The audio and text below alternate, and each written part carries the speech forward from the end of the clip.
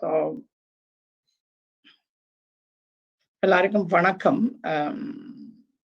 எங்களுடைய நிகழ்வுகள் இன்றைய நிகழ்வுகள் யாவும் நேரடியாக முகநூல் வழியாக நேரலையில் சென்று கொண்டிருக்கின்றது. அதே வேளையில் தமிழ் அமெரிக்கா எங்களுடைய நண்பன் ஆஸ்டின் அவர் அமெரிக்காவின் நியூ ஜெர்சி மாகாணத்திலிருந்து தன்னுடைய தொலைபேசி காணொலி வழியாக அதை நேரடி ஒலிபரப்பு செய்து கொண்டிருக்கின்றார். அனைவருக்கும் வணக்கம். நாங்கள் இந்த நிகழ்வுகளை நாங்கள் உத்தியோகபூர்வமாக இங்கே ஆரம்பிக்கின்றோம். எங்கள் வாழ்வும் எங்கள் வளமும் மங்காத தமிழென்று சங்கே முழங்கு. உலக தமிழ் சொந்தங்களுக்கு எனது அன்பான வணக்கங்கள். நான் செல்லையா ஞானசேகரன், அமெரிக்காவின் நியூ ஜெர்சி மாகாணத்தில் இருந்து கல்வி, புத்தாக்கம், தலைமத்துவம், சமூக சேவை என்ற ஒரு அமைப்பினூடாக இந்த நிகழ்வை முன்னெடுத்து செல்வதில் நான் இங்கே மிக்க மகிழ்ச்சி அடைகிறேன். உங்களுடன் இணைந்து நிகழ்வை நாங்கள் முன்னெடுத்து செல்கின்றோம். Hello and welcome to the Center for Education, Innovation, Leadership and Community Service. I am Sellaya Gnanasegaran from the state of New Jersey on behalf of the Center for Education, Innovation, Leadership and Community Service. I am so glad and excited to join this great panel speakers here, and young and bold and beautiful panel speakers have joined me here. And today's event, the theme, what we are going to do today is we are celebrating, we are appreciating the enormous work that is put forward by one and only Mr.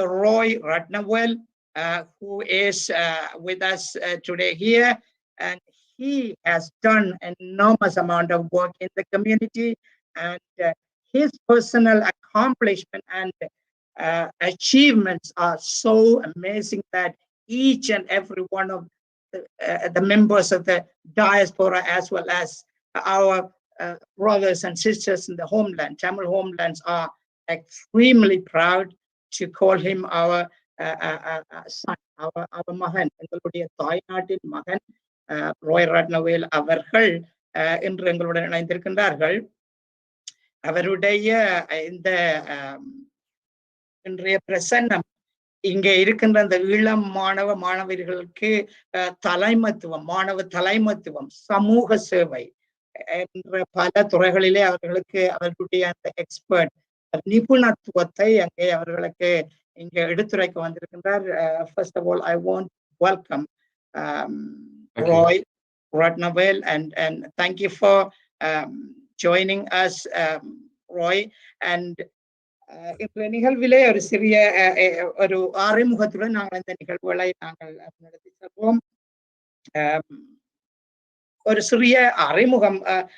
எங்களுடைய மதிப்புக்குரிய ரோய் ரத்னவேல் அவர்கள் இலங்கையிலே பிறந்து அவருடைய இங்கே பங்கு பற்றி கொட்டுகின்ற ஒவ்வொரு தொடர்பான ஒரு அறிமுகத்தை நான் மிகவும் சுருக்கமாக உங்களுக்கு தருகின்றேன்.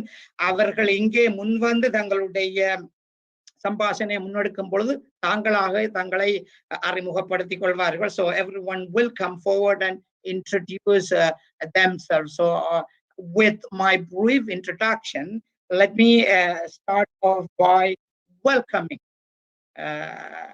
Mr. Roy Ratnavel and all the other panel speakers who have joined here with me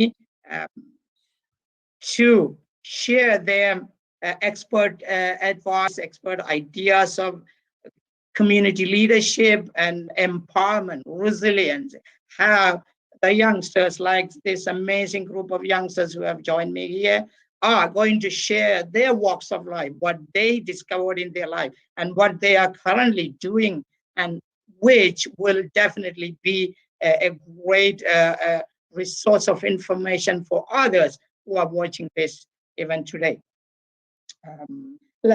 Mr. Ratnavel has been a great exemplary figure for people from all over the world, especially among Tamil diaspora and in Sri Lanka. He currently lives in Toronto, Canada. And let me read some of the prepared remark about a little introduction about Roy Ratnavel, and then I will give the floor. I will invite Mr. Ratnavel to speak for a few minutes. From there, we will go on to invite other speakers here. So that will be our plan today. And Mr. Roy Ratnavel is an Executive Vice President of CI Financial and head of distribution at CI Global Asset Management with 300 billion under management, the largest independent asset management firm in Canada. He currently leads CI's national distribution team that oversees CI's retail business assets over 170 billion. He is a board of director of the Investment Fund Institute of Canada and the Aristotle Foundation of Public Policy. Roy is also the recipient of Report on Business Canada's 50 Best Executive 2020 Award. He submitted Mount Kilimanjaro in 2019 to raise awareness about mental health. But the biggest story is the world's largest publisher, Penguin Random House, publishing his extraordinary survival story from a teenage prisoner in Sri Lanka to a successful professional in Canada. That is the highlight of this program today, and we are here to hear and celebrate Mr. Ratnavel's successful life history, which will definitely inspire every one of us who are sitting today. So with that said, let me, before I move on to inviting others to speak, and I want to play a small short clip of Roy Ratnavel. He has recently gone around speaking about leadership and resilience and empowerment, students' leadership and community service. He has given keynote addresses in the universities and the communities and all over the world. He has been recently in London giving speech at Rice Summit, where the business executives joined there. And then he also he was invited. That's a highlight which I loved about Mr. Ratnavel. He is not keeping his credential within himself. He's giving out to the community. He's reaching out to people and giving everything what he has. Like I always say that in my advice to my students, I always tell them, give whatever you have to others. That's what is Mr. Ratnavel always say, Makkal survey, Mahesan survey. When we have something, when we have talent, when we have skill, we should give it to other people who are less fortunate. And we always, I want to read that quote to you, and then I'll give the floor to Mr. Ratnavel. There is always that one is from the Bible, another one is from a famous philosopher of Horace Mann. Horace Mann once said, you should be ashamed to die until you have won a victory for the humanity. That means do something before you die. Otherwise, you will be shy. You will be ashamed to die before you do something to the humanities. And the other Bible quote says, to those much is given, to whom much is given, much is expected. We are blessed by so many opportunities. We are well off, we are educated, we have money, we have house, we live comfortably in Canada or all over the world. But now look around and see what others are doing and how we have to do that. That is what Mr. Ratnavel is doing. He's a rich man, he's well off, he is educated, he has everything. But now look at, he is spending his hours and 2 hours, 3 hours, he's sitting with me or with us to share his idea. That's what I was going to appreciate his effort without further delay. And I want to welcome everyone and thank you so much, Mr. Ratnavel, for having come here. And we really want to appreciate your presence today here. And before I give the floor to Mr. Ratnavel, and let me play a short clips of highlights of what Mr. Ratnavel has been preaching to people or telling people or informing people about how he encountered difficulties in life. Let's watch that video for 3 minutes.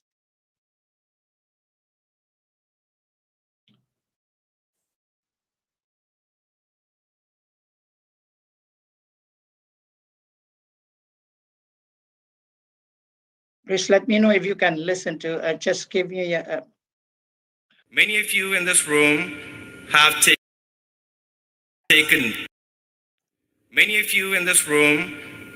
taken monumental risk and crossed many oceans, many nations, and arrived here for a better life. I long believe the over-the-top optimists hallucinate. Pessimists get depressed. However, both will not get anywhere in life. But hopelessness is an awful state of mind. This reminds me of the great Tamil poet Kaviyarasu Kannadasan's lyrics from the song Mayakama Kalakama. He said, "வாழ்க்கை என்றால் ஆயிரம் இருக்கும், வாசல் தோறும் வேதனை இருக்கும், வந்த துன்பம் எதுவென்றாலும் வாடி நின்றால் ஓடுவதில்லை. எதையும் தாங்கும் இதயம் இருந்தால் விருதி வரைக்கும் அமைதி இருக்கும்." For the non-Tamil speaking audience, it is loosely translated, life has numerous struggles. Whatever the sufferings are, if you stand there defeated, the problems won't run away. But if you can't bear anything, there will be peace to the end. During my personal struggles, I came to the realization that there was not the weight that broke me down. It was the way I carried it. So I had to change. There are two kinds of pains in this world: pain that hurts and the pain that alters. Please do not tacitly relinquish responsibility for your welfare to someone else. If you do that, you may be the last one to know the potential changes that will impact your life. Hubris kills careers, companies, and countries. In life, we never know if you're at the peak or the trough. The only solution to stay humble and hungry, always outwork everyone and everything, and learn, grow, and evolve every day. Though the past events are unchangeable, they can serve as an important lesson in overcoming the struggles of life to strive for a better future. We are all worthy of a life we desire, but it can only happen if we exhibit the right behavior and mindset. Be like that bird. Have no self-pity. Stand up proudly with a stiffer spine as you're about to draw a bow. Don't go home defeated while pitying yourself, because opportunities are never lost, but someone will take the ones you miss. When you get out there in the world, sometimes you have to deal with mean, difficult, and unreasonable people. But it doesn't fundamentally make a huge impact on your ability to make a difference and make a positive impact in this world. Humanity has no better path forward than to accept this fact with humility. If life handed you bad cards, shuffle the pack and pick another set of cards. Strive to be the best, but keep an open mind, and always, always take the high road. You will never regret it. Question the most obvious, because critical thinking will keep you relevant. Exhaust your potential. Don't quit until you have nothing left to give. You are given a toolbox and a set of tools. You are supposed to work those tools as hard as you can for every heartbeat you got. How many heartbeats you have left? Nobody knows. So take every heartbeat as a very big deal and go for it.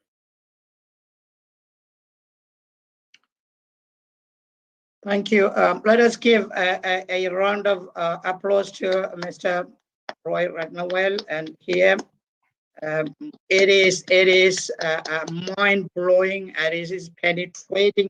And I have been watching his videos recently, every single videos that his powerful message. These are the only excerpts, some clippings that I took it from with his permission. I did get the permission from Ratnavel to play these short clips. One is from Toronto University keynote address. The other one is from London Rise Summit, I guess, if I'm right. So thank you so much, Mr. Ratnavel. And I know you have so much to offer to these youngsters who are here. Let me just briefly call their names, and I just want to honor and thank and welcome these young, beautiful the youngsters who have joined me here. And I am with Dishantini Nadaraja from Sri Lanka, from Batikala Ambarai, and she has been doing great community services. And I am with Mahishan Yanasegaran from, currently he lives in UK, completing his master's, and he is from New Jersey.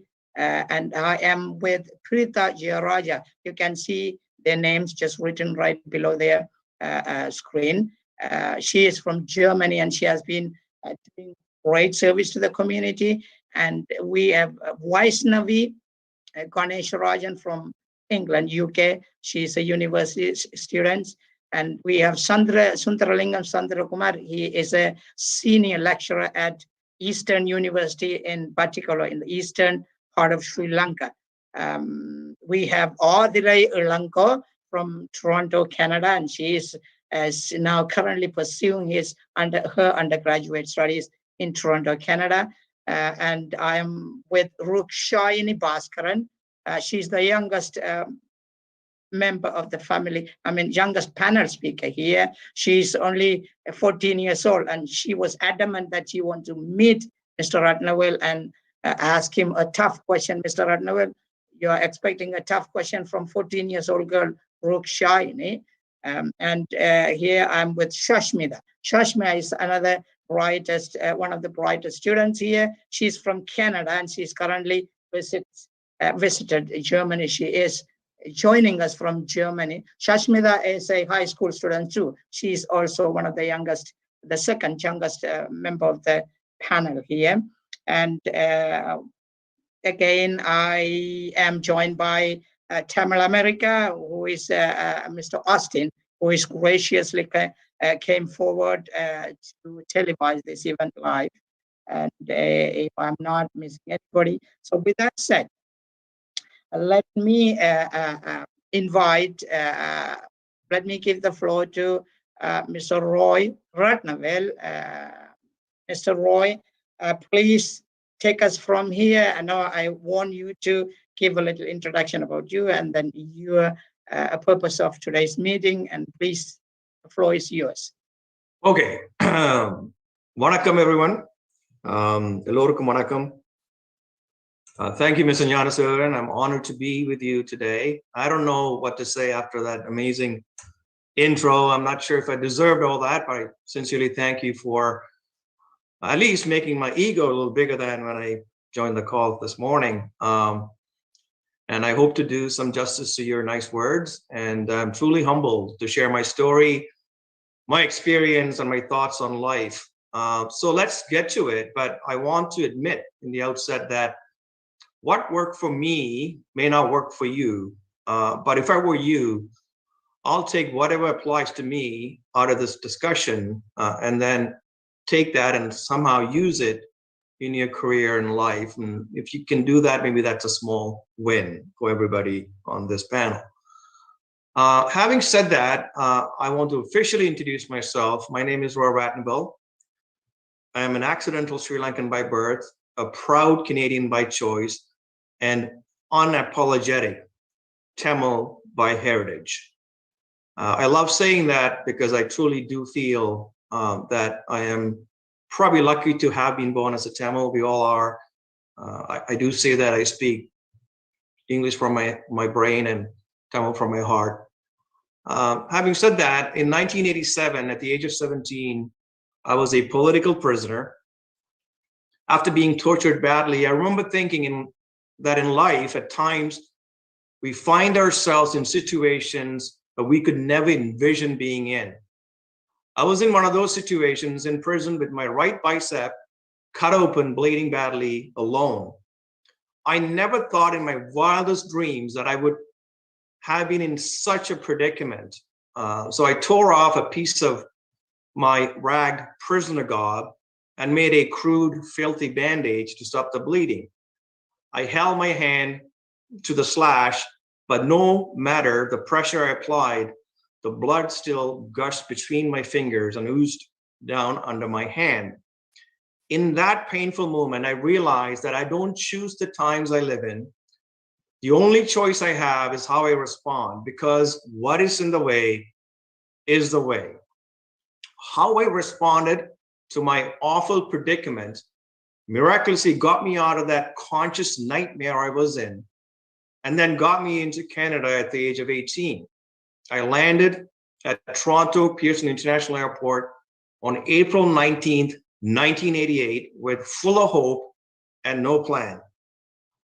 Once I got to a reasonable economic status in my 30s, perhaps around the age of 35 or 36, I knew that I would one day write a book about being terrorized as a young boy who experienced a brutal civil war in Sri Lanka and then transformed in Canada in his late teens and early 20s. I wanted to tell the world this survival story, a Tamil boy's survival story. In that way, I thought I'm telling the Tamil collective story from across many oceans and many nations. In war, there are no winners, only survivors. I'm one of the many survivors of Sri Lankan war. Since I arrived in Canada, I have been living in two worlds, one with loss, grief, and haunting memories, and the other with peace, prosperity, profit. One is painful and the other is gratifying. Like many Tamils, I often struggled to reconcile between the two. I thought this book could help to heal those festering emotional wounds of mine and countless others. To tell our collective story to the world. At the end of last year, I signed the contract of my first ever book deal.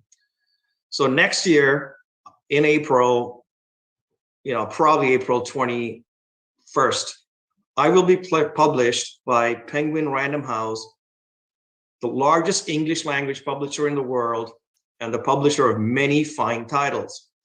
The title of my book is called Prisoner 1056, The Survivor's Story. On the surface, it is an uplifting Tamil story. You can actually pre-order this book on Amazon and other sites now. This book is a conventional memoir that will speak not only to the immigrant experience, but the trials and tribulations of 87 million strong global Tamil community. I wanted this book to give a voice to a generation of Tamil immigrants who are coming of age now in Canada and other Western nations to tell the untold story of them and or their parents leaving Sri Lanka and the experiences prior to arriving on friendly shores to build a better future. Also, I wanted to tell our collective story to reach a wider audience by appealing to those who have experienced genocide and ethnic cleansing beyond the Tamil community. So here I want to read a short passage from the book. This basically is a scene where we were taking from Point Pietru, where I was captured, the northern part of Sri Lanka, and then put in a ship for 6 days with no food and barely any water. And so this is the part where we're coming out of the ship. So here it goes. We eventually arrived at our destination, not having the slightest idea where we were in the south. When we climbed out of the bottom of the ship, it felt like we were slaughterhouse animals emerging from the shadows of death.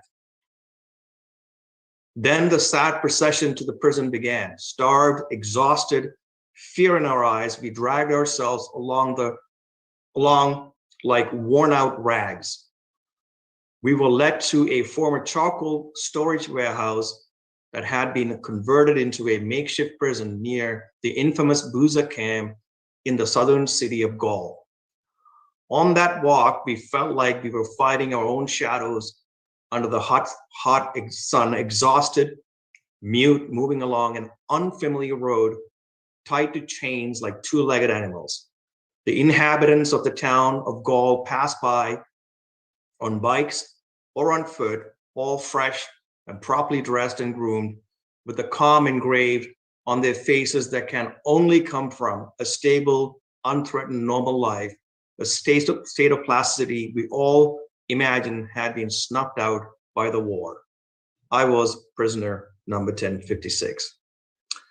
So I like to thank you. I hope you'll support this book and buy a copy, and also send it to your friends and family, and especially to non-Tamil friends, because I want this book to tell our collective story to beyond our Tamil community. With that, I'm going to pass it back to Mr. Gnanasegaran to the Q&A part of this conversation. Thank you so much. And Mr. Ratnavel, when I'm sure I can see the reaction from the panel speakers here when they heard your the heart-wrenching story where you went through all this, troubles and sacrifices and obstacles that overcame, and where you are, and now I am to see where you are now. In between the time you got all this trouble, and now I know I'm proud to call that you are a. I know you may not, you might be laughing at me. You are a richest man in Canada. I can say that. Oh. So well, that is not in a bad sense, but it's a proud sense that I say that. And someone who was down, and who has come up. Why not? If you can do it, why not? I can do it that too. And you are my role model. You have become my role model of late. I'm sure for those youngsters who are sitting here looking at you, look up to you. They are going to look up to you to become great people in the world. And that is what one of the purpose that I organized this meeting with you, to inspire other youngsters to come forward and to say, yes, if Mr. Ratnavel can do, why not me? That's the question we should be asking. Now, with that said, I know these panel speakers are sitting patiently here. Before I even call them, one by one, I just want to generally, and I see one person is missing, Vaishnavi. Are you there? If you are there, you may join here too. Vaishnavi Ganesharajan, and I apologize, I forgot to mention her name before, and Vaishnavi was here with us, and I see her missing in the panels, and I hope she will join soon. Vaishnavi, you are welcome to join again. Now, before I officially call everyone, I just want everyone to, I want to give a minute or less than a minute to say hello to Mr. Ratnavel, starting with, you don't need to say much, but just, it's the first round of saying hello to Mr. Ratnavel and how you felt about his remarks at the beginning. Rukshini Bhaskaran from Newark, New Jersey. So let's say a few words and then I will come back to you later. Elorukum vanakkam. My name is Rukshini Bhaskaran. I'm 14 years old, and I'm going to the 9th grade this August. Mr. Roy, I was really inspired by all of your successes that I've heard, and I want to especially congratulate you for coming out with your new book as well. I would like to also express my gratitude towards you for taking your time out of your day to speak with us. Thank you so much, Rukshini. And this is just an introduction. I will come back to you. Just stay put there. And Mahesh answer, and can you just give your opinion about what you think about Roy's introductory speech?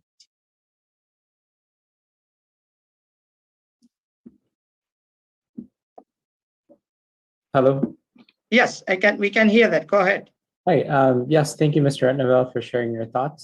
It was a very powerful experience that you recounted, and yes, I appreciate having the opportunity to hear about your experiences. Thank you, Mahishan. Dishandini, என்ன உங்களுடைய அபிப்பிராயத்தை சொல்லுங்க. நாங்கள் போய் உங்களுடைய பிரசன்டேஷனுக்கு நாங்கள் பின்னர் வருவோம். உங்களுடைய கேள்விக்கு இப்போதைக்கு சும்மா உங்களுடைய அபிப்பிராயத்தை கூறுங்க. உங்களுடைய ஆடியோவை எடுத்து விடுங்கள், ஓசையை எடுத்து. அனைவருக்கும் வணக்கம். இந்த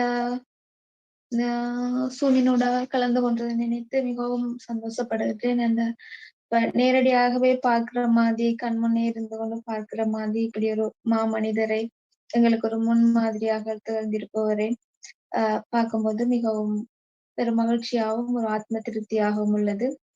இது போன்று நாங்களும் முன்னிலையில் வர வேண்ட ஒரு ஆர்வம் இன்னும் எங்களுக்கு தூண்டுதலாக இருக்கக்கூடியதாக இருக்கின்றது. நன்றி. Thank you. And let me call Shashmita. Just give a brief your opinion about what you think about his introductory speech. Hello, I'm Sasmita, and thank you for sharing your experience and what you went through, Mr. Ratnavel. It was really a hard experience what you went through, and it's truly inspiring me and how you became what you are today. Thank you. Thank you. And Prita. வணக்கம் Rathnavel sir, மிகவும் நன்றி நீங்க உங்களோட experience எல்லாம் சொல்லி காட்டி சொன்னதுக்கு.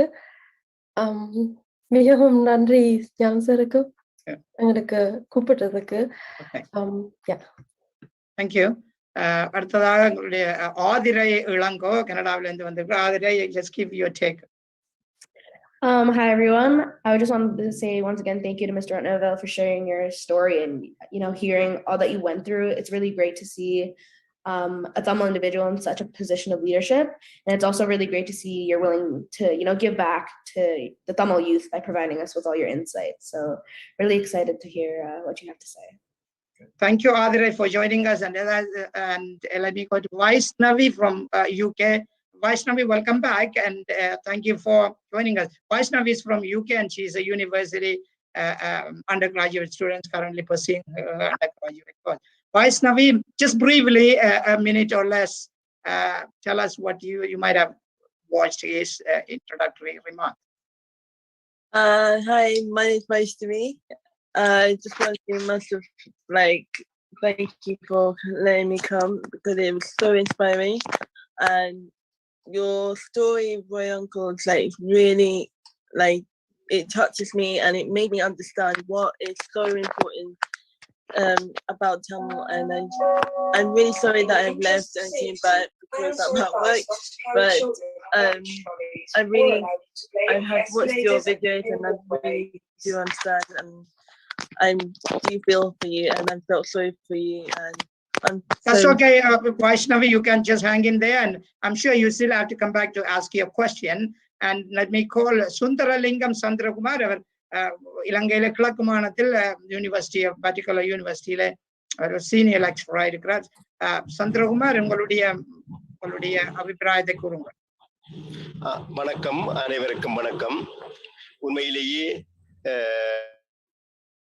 பெரும் மகிழ்ச்சியாக இருக்கின்றது. ஒரு இளம் ஆளுமை தன்னுடைய வாழ்வியலில் சிறந்த முறையில் தன்னை அர்ப்பணித்து தேடலினூடாகவும் சுய செயற்பாட்டினூடாகவும் கடும் உழைப்பினூடாகவும் தன்னை ஒரு நல்ல நிலைக்கு கொண்டு வந்து இன்று என் கண்முன்னில் ஒரு பெரியதொரு ஆளுமையாக விருட்சமாக வீற்றிருக்கின்றார். இந்த ஆளுமையினை பார்க்கின்ற பொழுது இளம் ஆய்வாளர்களுக்கும் இளம் செயற்பாட்டாளர்களுக்கும் இளம் கல்வியலாளர்களுக்கும் இவர் போன்ற ஒரு ஆளுமையினூடான செயற்பாட்டை மேலும் வலுப்படுத்துவதற்கு எங்கள் உலகம் முழுவதும் வியாபித்திருக்கின்ற ஒரு செயற்பாட்டாளராக எங்களுக்கு வெளிப்படுகின்றார். அந்த வகையில் கல்வி, தலைமைத்துவம், புத்தாக்கம், சமூக சேவை என்கின்ற இந்த அமைப்பினூடாக இவர் அதாவது ஒரு இளம் ஆளுமை ரோய் ரத்னவேல் அவர்கள் எங்கள் விருட்சமாக வீற்றிருப்பதானது சிறப்பை தருகின்றது. அந்த வகையில் இந்த அறிமுகத்தை தந்த பேராசிரியரும் நண்பரும் கூத்துக்கலைஞருமான ஞானம் ஐயா அவர்களுக்கு நன்றியை கூறிக்கொள்கின்றேன். தொடர்ந்து நாங்கள் தொடர்பாக பேசலாம். நன்றி. மிக்க நன்றி சந்திரகுமார். நீங்கள் அழைப்பில் இருங்கள். இங்கே இதிலே அழைப்பில் இணைந்தவர்கள் அனைவருமே ஏதோ ஒரு நிச்சயமாக இதை சம்மதித்து இதுக்கு வந்து இதிலே பங்கு பெற்றுவதற்காக உங்களுக்கு முதல் நான் நன்றி சொல்கின்றேன். We know how difficult life is in Sri Lanka, and Dishanthi Narasa and Chandrakumar both are from Sri Lanka, and they have joined us, and they are going through a difficult time. But we want to appreciate, and together with all other young students, boys and girls, and youngsters who have joined me here. And I just want to add one more thing about Roy Ratnavel. This is for the people who are watching this event online, and there are people like Roy Ratnavel in our community, the diaspora, and in all over the world. But now we should come forward to celebrate their success. And we are spread all over the world in the diaspora, and we must come together to recognize people, to identify people, and then give them some word of appreciation, word of wisdom, that they should grow more. And at this juncture, I want to really congratulate Mr. Roy Ratnavel. I can keep saying this one.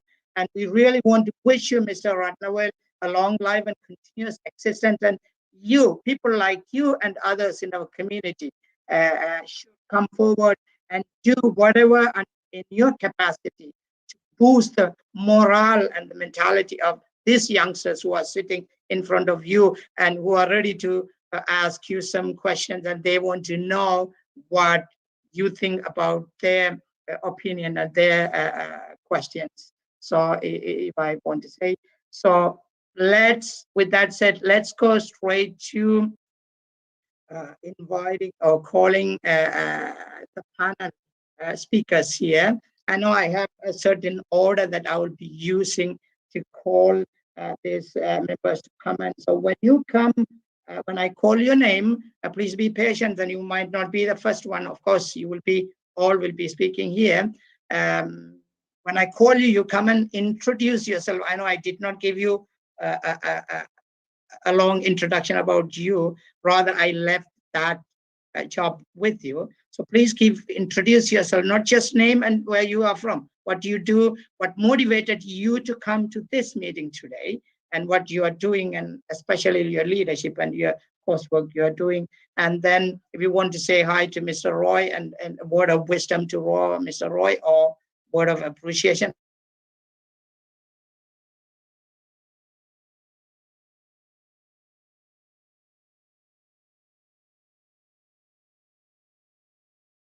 by order, but we agreed to go by certain order. And now, like I said, Shruti Balamurali was meant to be here today, and I really appreciate that when I asked her, she immediately said, yes, I'm coming, Mr. Haran. And then finally she came, she was affected by the cold syndrome, and she's not able to come there.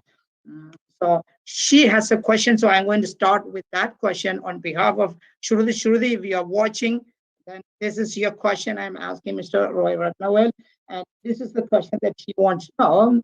Other than money and fame, what are some positive character traits that help shape one's life for the better? I want to repeat that question for you. Other than money and fame, what are some positive character traits that help shape one's life for the better? All right. But I just want to say, for the record, I'm not the richest man in Canada. I feel like I'm the poorest man in Canada, but the markets are down and everything is in trouble. But we all are collectively successful as Tamils who left Sri Lanka because of the war. And so I am, although I'm thankful for your kind words, I'm not the most richest man in Canada. So it's a long way to go. So let's tackle that. What is success? Well, that's a big question. So I'm going to answer it from my perspective. When I was a very young man, success meant how big my bank account was, or my title, or sort of the house I lived in, or the kind of fancy car I drove. But now that I am a little older, in my middle age, to me, success means, is the world maybe better because I made a small positive impact on someone's life or the society at large? You know, we all will be remembered for our kindness than any level of success we could possibly attain. I believe the character trait is called empathy for others. That is important. But when you're young, like this panel, you're going to find that time and money are in short supply because you're building your life, and you're going to, potentially, build a life, buy a house, have kids. And so you're going to find when you're in your mid-career or early career, the money and time is going to be short supply. So you can't give what you don't have. So my advice is first make sure you have ample supply of those two commodities. You can only acquire that through your professional success. Then you can give back. I did the same when I was young. I didn't really have anything, so I couldn't give back anything. You know what they say in Tamil, so just build your career. In the end, success in life isn't just about money or the material things. It's about conquering yourself and doing your best to leave this world better than you had found it. And I think we all should strive to do that. Thank you. Thank you, Mr. Ratnavel. And Shruti, I hope you got the answer for what you were expecting. And if not, then we will find the answer later. Thank you so much, Mr. Ratnavel. And I know I have used the superlative form of grammatical word to say the richest. And that is, I take back that word. And it's not in the bad sense that I used it. I thought I felt proud about you. And then it's not like you said, it's not about the money that plays a role in our life. It's about empathy, sympathy, and passion, and kindness, all those things. And thank you so much for that.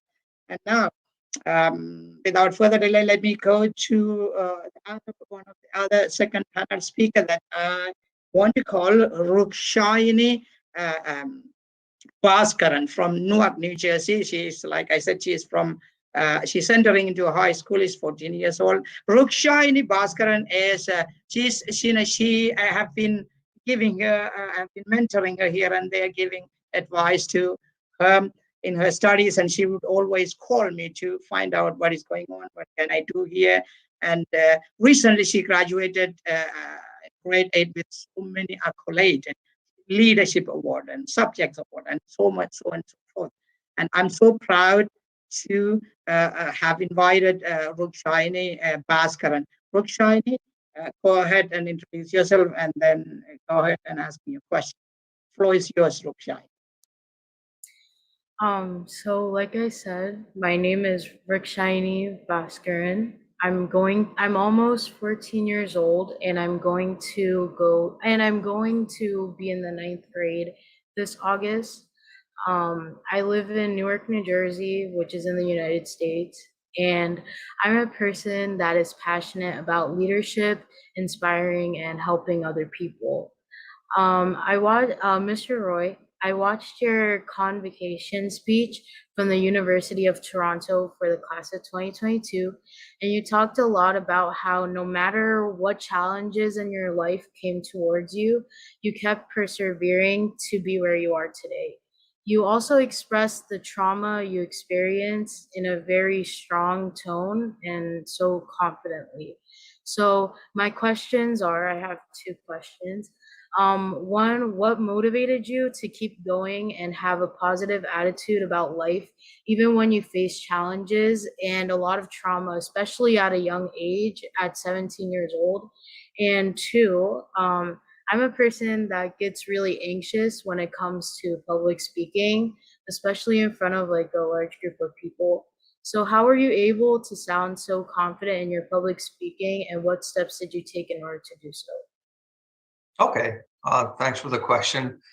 Look, when you read the book, you'll see that the journey from a prisoner to a financial professional here in Canada, it took about 30 plus years to get here. And nowhere in the book you'll see I was anything perfect. I'm still not. You know, we all have flaws. But it's really, life is, as Buddha says, life is suffering, right? And you know, my childhood was marred by unimaginable savagery that nearly ended my life twice, actually. It's actually a miracle that I am today here speaking with all of you, being in front of you right now. So sensing there was no future for me in Sri Lanka, my father decided to send me out of the country for a better and safe life, and thought Canada might be that land of opportunity. So 3 days after I landed in Toronto 34 years ago, on April 21st, 1988, just 3 days after I landed, my father was shot and killed. It devastated me. You know, I was 18 years old. He was my mentor, someone I looked up to. When you read the book, you'll see how much I spent around him and learned from him the language of English, Tamil, and how to present and how to communicate. And so my father's untimely death left me with the feeling that I had to live for two people. I thought if I did well enough in life, somehow I could make up for the life he should have had. That became my single goal in life. My father's death made me grow up faster and became a fighter. I used that pain of his loss as coal for my furnace of ambition. And in that, in a way, it was unhealthy.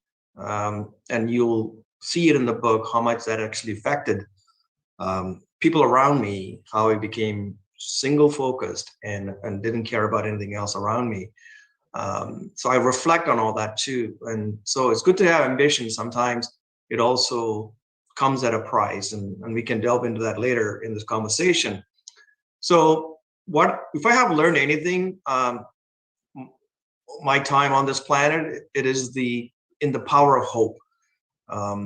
So I say to every one of you who's on the panel or who's listening, who are struggling, to have hope, first thing. But at the same time, be very pragmatic, because having hope alone isn't a good strategy. You should also need to have a realistic plan, your goal and how the steps to get there. And keep in mind, patience is important here, because things don't happen overnight. You know, you're seeing me today at a position, but it took me 3 decades to get here, making many mistakes and making a fool of myself, and understanding how life works, business works. It's a long journey. In that journey, I also learned how to public speaking. I was just like you. I was afraid to be on stage, no confidence. But the one thing I did is I kept putting myself in that position of discomfort, so that I could get better at public speaking. And it is important to have communication skills because that's how you lead people. If you can't communicate an idea as a leader, it's very difficult to be successful in that role. So my advice to you is keep, putting yourself in positions where you are uncomfortable, but over time you'll see you'll get better and build confidence. And I'm still, I have a public speaking coach even now after all these years, and to just really fine tune how I hold myself in front of an audience. So good luck with that.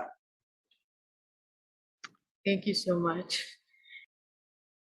Okay, Rukshayini, if you have any other comments or if you have any other question, then just wait, hang in there, and then we will go around the panel members and we might come back again.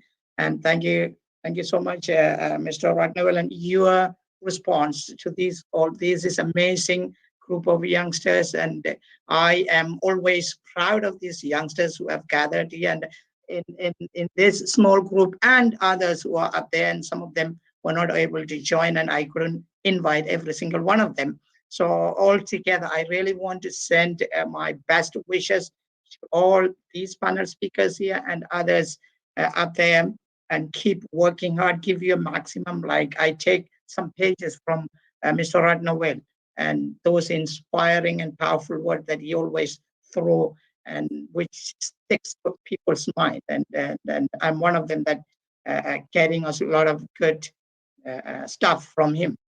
Thank you so much, Mr. Ratnavel. And now I would like to, Vaishnavi, are you here? Vaishnavi?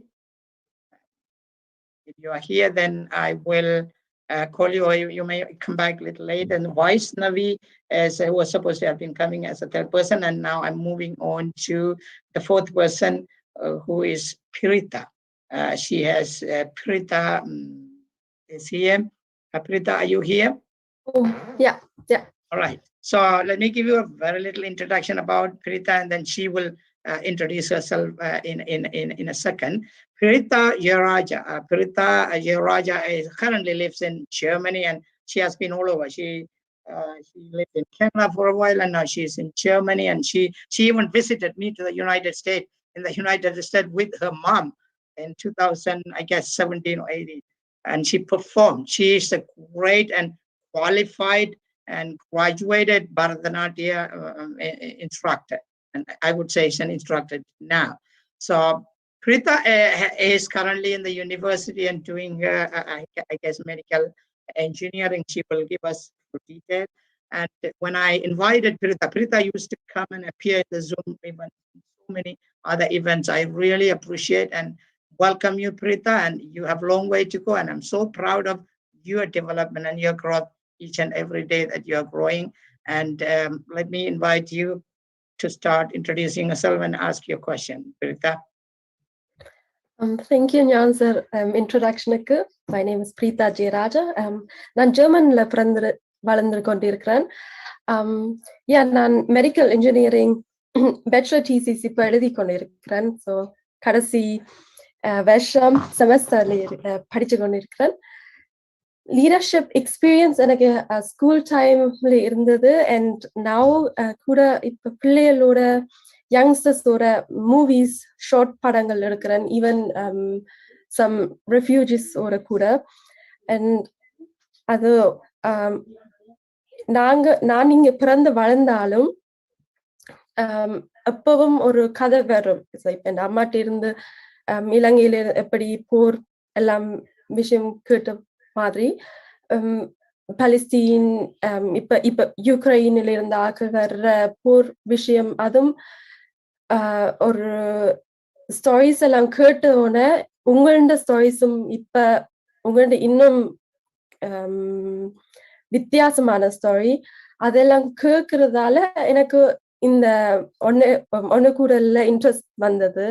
ஏன்னா நான் நேரா உங்களை கேட்கலாம் என்று. நீங்க இலங்கையில பிறந்து வளர்ந்துருக்கிறீங்க, ஆனா அங்க உங்களை ஸ்ட்ரேஞ்சர் மாதிரி ட்ரீட் பண்ணிருக்கிறாங்க. கூட பிரிசன்லயும் அதுவும் ஒரு பொலிட்டிக்கல் பிரிசனரா உங்களை ட்ரீட் பண்ணி அங்க இலங்கையான் பிரிசனும் ஜெர்மன் கெனடியன் லக்ஸரி பிரிசன் மாதிரி இல்ல. ஸோ இன்னும் கஷ்டப்பட்டிருக்கிறீங்க. இது இன்னும் கஷ்டப்பட்டு எதிலியாக பிறகு வந்து கனடால வந்து நீங்க இருக்கிறீங்க. ஆனா எங்களுக்கு தான் தெரியும் வெளிநாட்டுல வந்தா ஒரு கஷ்டமான வாழ்க்கை, வெளிநாட்டுல இருந்தா நல்ல சந்தோஷம் இல்லை என்றும் சொல்லலாம் ஆரம்பத்துல. ஆனா உங்களுக்கு எப்படி இப்ப என்ற கேள்வி, நீங்க கனடாக்கு வந்த ஒரு பொறுமை, நிதானம், அது எப்படி உங்களை மோட்டிவேட் பண்ணி புது நாட்டுக்கு வந்து இதான் உங்களோட வாழ்க்கை என்று எது உங்களை மோட்டிவேட் பண்ணினது இந்த வழி எடுத்துக்கொண்டு? Okay.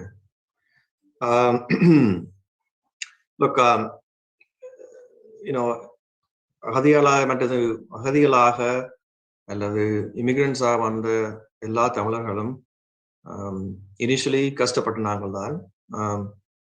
But I would say Western countries எங்களை ஓப்பனாக வரவழைத்து எங்களுக்கு தந்த opportunity, we should always be thankful to them. Because had I lived in Sri Lanka, or had your parents lived in Sri Lanka, I don't think we will have the life we have today. Even though, you know, Western countries aren't perfect, but they are better than what we left behind. So I think one of the things I'll say to every youngster on this panel and to anyone who's listening is that always show gratitude. Yeah, these countries aren't perfect, but it's far better than what we left behind. And our job, as your job as young people coming up on the ranks, to leave those countries that you're in, whether Germany, Canada, US, or UK, better than you had found it. That should be your goal. I am doing my best to leave Canada better than how I found her. And but to answer your question even more deeper, so I started on Bay Street. So to give anyone context to what Bay Street is, it's like Wall Street of Canada. I started on Bay Street on an investment firm as a mailroom clerk. I was the lowest man in the hierarchy, and I was employee number 25. And but you know, I was always hungrily operating on the margins of potentially greater harvest of future knowledge and wisdom. And that's the one thing everybody should do. Be curious about everything. Don't just stick to your specialty. Always look around the world and look at things and be curious and learn new knowledge. So I was always willing to evolve and change. There's another thing. A lot of people are very stubborn. They come to these Western world and they want to live the way they lived wherever they came from. That's okay to celebrate your culture, like you're doing Bharatanatyam, which I'm fond of, and thank you for helping to grow our ancient civilization and culture through that dance form. But we should also continue to adapt to new environment. And if you can't adopt to new environment, you perish, because, you know, as you know, that animals, species don't evolve, they die, and humans are the same. So we need to always be having that in mind and always be willing to put yourself in discomfort, because when you become uncomfortable, even like the way I was talking to the previous question, public speaking, it's very uncomfortable for everybody pretty much. But more you put yourself in discomfort, you'll grow as a human being, because I knew that I needed to do that. And it's called muscle atrophy. And to explain what that is, muscle atrophy happens to astronauts. When astronauts go into space, there's no gravity. So when there's no gravity, there's no resistance. So your muscles die off. So when they are there for 6 months, when they come back, they really have no muscle mass. And that's why you see them when they land, they get carried out like old person. because resistance makes muscles grow. And also, it is true that resistance makes people grow.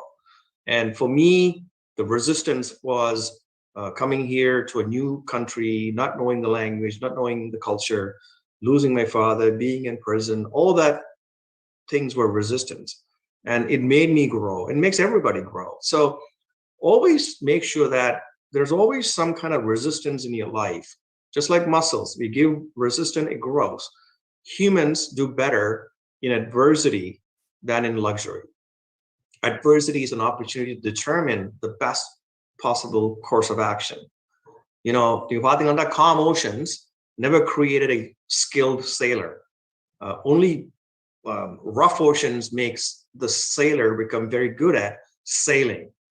So just remember that life is never calm. It's like the ocean. It has ups and downs. It's like basketball. You know, basketball only bounces because of the pressure. And I think human beings can bounce out of problem because of that pressure. And so don't ever see difficulty in life as and get defeated. You know, just take it head on.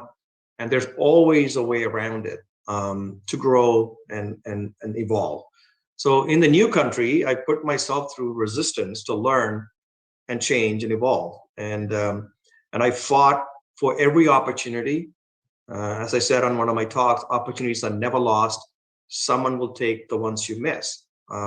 So in life, it is my view that you don't get what you deserve.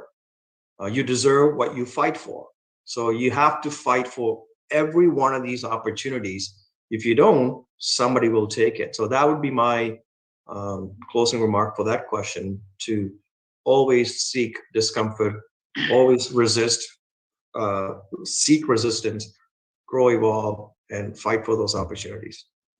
Wow. Wow, that is a powerful word, Mr. Ratnavel, and I hope I will call you again and again. You would come back to meet these youngsters, maybe another group of youngsters, to hear from you. I'm sure we will be sharing some of watching this live event, and your words, your the confident that feeling of confidence that you give it to these youngsters and others up there who are watching this one is priceless. And thank you so much. And we are not going to leave you alone in the future. We will be calling you everywhere, to the United States. Greta will be inviting you to Germany, right, Greta? Thank you so much. And let me move on to the next person who is waiting here. And thank you for patiently waiting. I know you will be called. Just hang in there. Don't disappear. I want to call Shashmita. Shashmita is here with us, and she is, let me change her, I will bring her to the front. She was born in Canada, and she lives in Canada. She lives in Canada right now, and she's going to the high school. She's high school senior. And I know Shashmita was growing. She is the third generation. Mr. Ratnavel, you should know that we have some third generation here. It should be, yes, Shashmita is one of the third gen. I know her mom. I was tutoring her mom before, and mom's mom is here, and she lives in Germany. So Rukshani and Shashmita are the third generation of panel speakers that you see here. Shashmita, I'm extremely glad that you have joined this meeting, and such a versatile and intelligent girl. Keep growing. Shashmita, ask your question. Go ahead and introduce yourself and then ask your question. Hello, my name is Sasmita Tharmaratnam. So like Mr. Nyam said, I was born and raised in Canada, and I am currently in grade 12 going into my final year of high school at Donald A. Wilson Secondary. I do have a few leadership experience myself. I was a part of a community outreach club where I helped my team and we both led in helping towards our community. I also have a business of my own, and it's a baking business, which I've owned for around 4 years now. And as I am finishing high school, my long-term goal is to become a lawyer and becoming an aspiring leader such as you, Mr. Ratnavel. And thank you for taking the time with talking with me and all of us today. And we're also proud of you and so inspired by all the work that you have done. You have inspired many of us youngsters into becoming into such a leader as you. I just have one main question to ask you. Like I mentioned earlier, I was born and raised in Canada, but many of us youngsters and youths like me face discrimination and bias in one way or another. You as a young immigrant arriving into Canada a long time ago, how were you able to overcome this negativity and bias? And how might have you have you faced it in your personal life? Okay, thanks for the question, and I would wish you all the best with your leadership. And I think it's very important to learn that at a very young age, like yourselves, so that you can go out and become and make a mark on the society in a positive way. So in regards to your question, in fact, I tackled this at the latter part of the book, and the book isn't just about me being in prison and then coming to Canada and making a decent living for myself, but it's also about lessons learned and applying that in society and really looking at things from a different set of eyes. And I think the trouble that I see today in whether it's mainstream media or in classrooms like yourselves, especially in universities, the indoctrination of young minds to say that there is all these awful people in Canada that keeping people of color down. And I really resent that sort of view. I'm not suggesting there aren't discrimination. I'm not suggesting there aren't racist people. I'm suggesting that they will always be there. Is Canada today better than 100 years ago? Absolutely. Can it be better than today, 100 years from now? Absolutely. Because I'm really not sure what kind of discrimination people are facing in Canada. But because I came from where I came from, I have a different context to what real oppression is, which I have experienced real bigotry, racism, and oppression in Sri Lanka. While there's still much work to be done to end inequality, I should say, in Canada and the world, we should celebrate this country and Western societies for building a system of laws that can defend and advocate for equal treatment of minorities. Look, I know Canada has colonial history, and the human history is a horrible story. We as humans are tribalistic. And if you look at throughout the history, it's part of our anthropology to conquer weaker societies. And that's true everywhere. Tamils did that in the ancient times with Raja Cholan, went eastward and conquered countries. And so it is part of who we are. And you can legislate morality. But what you can do is that whenever you see discrimination, speak up against it. That's the right moral thing to do, and it is consistent with our democratic ideals. But the discrimination claim in Canada is, to me, I find an excuse for individuals' inability. And then politicians and media establishments feed that I am the victim narrative, which I find it appalling and unconscionable. Here I am, a Tamil who didn't know how to speak English, who didn't understand how the system operated. Yeah, I experienced people saying dumb things to me, maybe racist things to me, which I am actually highlighting in the book, the situations I put into. But I traveled across Canada. I know every single town in Western Canada. Western Canada considered to be, racist, but I have some great friends, great clients. Like I said, Canada isn't perfect, nor is terrible. So when you get out there in the real world, sometimes you will have to deal with mean, difficult, unreasonable people, and some may be racist too. But it doesn't fundamentally make a huge impact on the ability to make a difference and make a positive impact in this world. So the way I overcome these kind of stuff is that I don't really care about these comments because comments, yeah, you hurt your feeling a little bit. So I would say grow a thick skin and laugh it off. And because there's no law that currently exists in the Canadian law books that is discriminatory in nature, right? All those things are gone. Like you and I are not asked to sit on the back of the bus. We are not asked to drink from a different fountain. So humanity has no better path forward to accept this with humility that some humans are horrible people, and no matter what kind of law you have, they're going to say dumb things. So, but if you said you're a victim, then you will get sympathy from other people, and that much is for certain. But sympathy never solved an issue. If my habit was about me being a victim, then I will remain as one. And I could tell you that 100% it is true. I learned early on that solving my problems was my responsibility. It's not government's, it's not somebody else's. They can only create an environment where we can all have a level playing field, and we should strive for that. And I've said this before, which gets me in trouble sometimes. I have said this in the book as well. Always lower the barrier, not the bar, because meritocracy still matters. But at the same time, you can't transfer your trauma to others. You know, I cannot go out and take it out on people because I was in prison. That is none of their business. It's mine to figure out how to solve my own issues. Because the world owed me nothing except freedom and choice. That's the only thing everybody deserved to get. To be a free human, to have choice.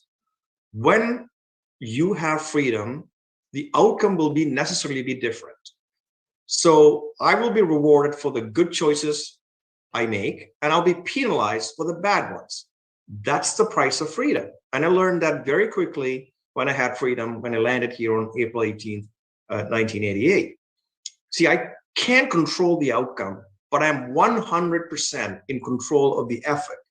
So I have this habit: before I blame other people, I go in front of the nearest mirror and ask myself, what could I have done to change the outcome? I can tell you that there's no shadowy, faceless white man is trying to keep us down in life. Don't fall for that narrative, and I'm begging you, because that will get you into the victim mentality, which will eventually lead to not much success in life. In the end, it is you that is responsible for your own life. As I said, there are people out there, mean, difficult people you'll have to deal with, but it doesn't fundamentally change what you as an individual can do, achieve, and contribute before you check out from this planet. All right, thank you. Shashmita, you have anything to say? You got the answer. Thank you so much for your beautiful question and very meaningful and resourceful question, and an excellent answer from Mr. Ratnavel. Mr. Ratnavel, and like I want to repeat again, and every single your advice, your facts and figures are points to ponder. They always say, சிந்தைக்கு விருந்து என்று சொல்லுவார்கள். எங்களுடைய மைண்டுக்கு you are food for thoughts, and you are giving us a thank you so much for this moment. And I'm so lucky to have invited you to this event, and you agree to come here. Let me move on to the next person. Sandra Kumar from the particular, Eastern University.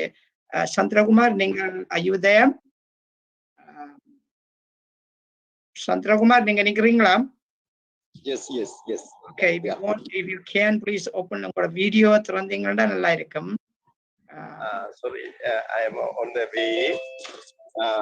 So. Okay, if it is hard, நீங்க கதைங்க. That's fine, don't worry. Okay. உண்மையிலே நான் சந்திரகுமார், இலங்கை கிழக்கு பல்கலைக்கழகத்தினுடைய நுண்கலைத்துறையில் முதுநிலை விரிவுரையாளராக பணியாற்றுகின்றேன். ஒரு பாரம்பரிய ஆற்றுகை கலைஞர், நவீன நாடகத்தில் ஒரு நாடக எழுத்தாளராக நெறியாளராக இருக்கின்றேன். எங்களுடைய மாணவர்களோடு தொடர்ச்சியாக ஆற்றுகை மைய கற்றல் செயற்பாட்டில் ஈடுபடுகின்றவன். இந்த நிலையில் இலங்கையிலிருந்து ஒரு போர்ச்சூழலில் புலம்பெயர்ந்து வாழுகின்ற சமூகத்தின் மத்தியில், தமிழ் சமூகத்தின் மத்தியில் ஒரு பெரியதொரு விருட்சமாக தன்னுடைய சுயமான தேடல், கடும் உழைப்பு, பல சவால்களை தாண்டி ஒரு நிலைக்கு வந்திருக்கின்ற திரு ரோய் ரத்னவேல் அவர்கள் பற்றிய ஒரு அவரது ஆளுமை வளர்ச்சி பற்றிய, அவருடைய ஆளுமை வெளிப்பாடு பற்றிய,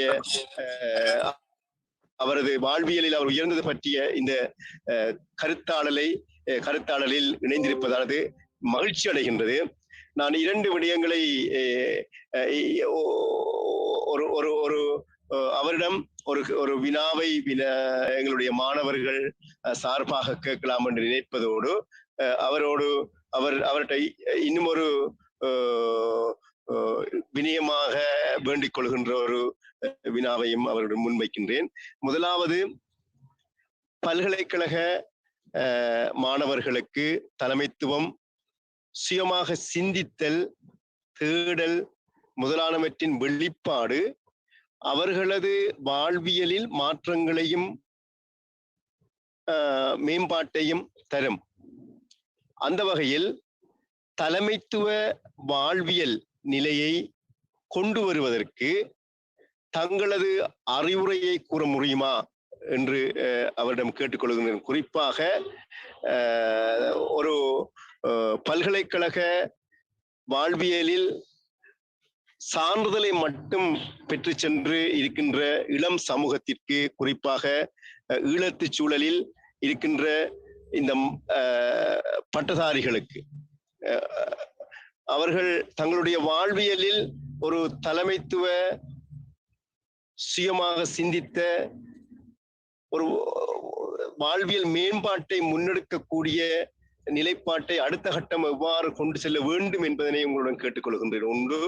இரண்டாவது விடயம், உங்களோடு நான் இந்த இணையவழியினூடாக கலந்து கொள்வதில் பெருமகிழ்ச்சி அடைகின்றேன். இதே போன்று எங்களது மாணவர்களுக்கு, எங்களது பல்கலைக்கழக மாணவர்களுக்கு உங்களது நேரத்தில் ஒரு பகுதியை ஒதுக்கி ஒரு தடவை உங்களது வாழ்வியல் அனுபவங்களை நீங்கள் எவ்வாறு ஒரு உலகறிய செயற்பட்டீர்கள் என்பது தொடர்பான அந்த ஆளுமை அனுபவத்தினை எங்களுடைய மாணவர்களுக்காக கூறுவதற்கு, இணைய வழியினூடாக இன்னும் ஒரு சந்தர்ப்பத்தில் கூறுவதற்கு நான் உங்களுடன் வினயமாக கேட்டுக்கொள்கின்றேன். இதனை கருத்தில் கொண்டு நான் என்னுடைய மாணவர்களுக்கு நீங்கள் கூறுகின்ற கருத்தும், எதிர்காலத்தில் இன்னும் ஒரு தடவை அதனை விரிவாக கூறுகின்ற அந்த கருத்தை உங்களோடு எதிர்பார்க்கின்றேன். ஞானம் sir. Yes. Okay. All right. Okay. Nandri Thambi, questionக்கு I'm going to answer this. How? Well, சுய சிந்தனை அது வந்து உண்மையான இம்பார்ட்டன்ட் பாயிண்ட். நாங்கள் வந்து இருக்கிற வேர்ல்டு இப்பொழுது வந்து it's very divided, factions, media, internet, இணையதளங்கள் வந்து ட்விட்டர் எல்லாம் வந்து group thinking.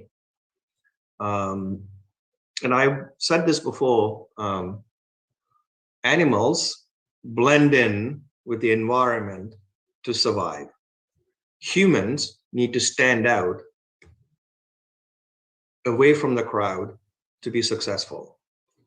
So in their advice to the younger people, even older people too, is always to think for yourself.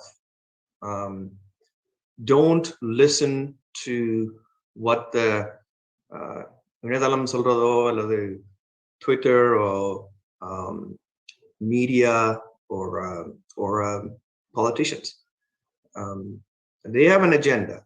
I think successful people always think differently. They look at things from a different perspective. And I shared the story before. Bata Shoes company in the story. I shared this with my team. Thomas Bata was the owner of Bata Shoes. When the Europe market opportunities crunch on, he sent 2 of his salesmen to Africa to see how to grow their market share there or see any opportunities. முதலாவது salesman telegram பண்ணி சொன்னார், no one wears shoes in Africa. I see no opportunity. ரெண்டாவது salesman telegram பண்ணார், everybody is barefoot. I see infinite opportunity. Really சொல்றேனல்ல, opportunities are never lost. Someone will take the ones you miss. So here were 2 people in the same place. They looked at things differently. So it's about perspective. So having that perspective is important. Degrees is important, but having your own mind, your own thinking is what makes leaders to lead groups. And I'm very adamant about that. I always tell my son the same thing. He comes to me with, here's what I heard. Well, okay, but what do you think? And go do some research. The other thing is that we should always listen to people who we do not agree with. நாங்கள் agree பண்றாங்களோடே தெரிஞ்சால் we all have the same view. So in that same chamber. So always try to find people who have a different point of view than you have.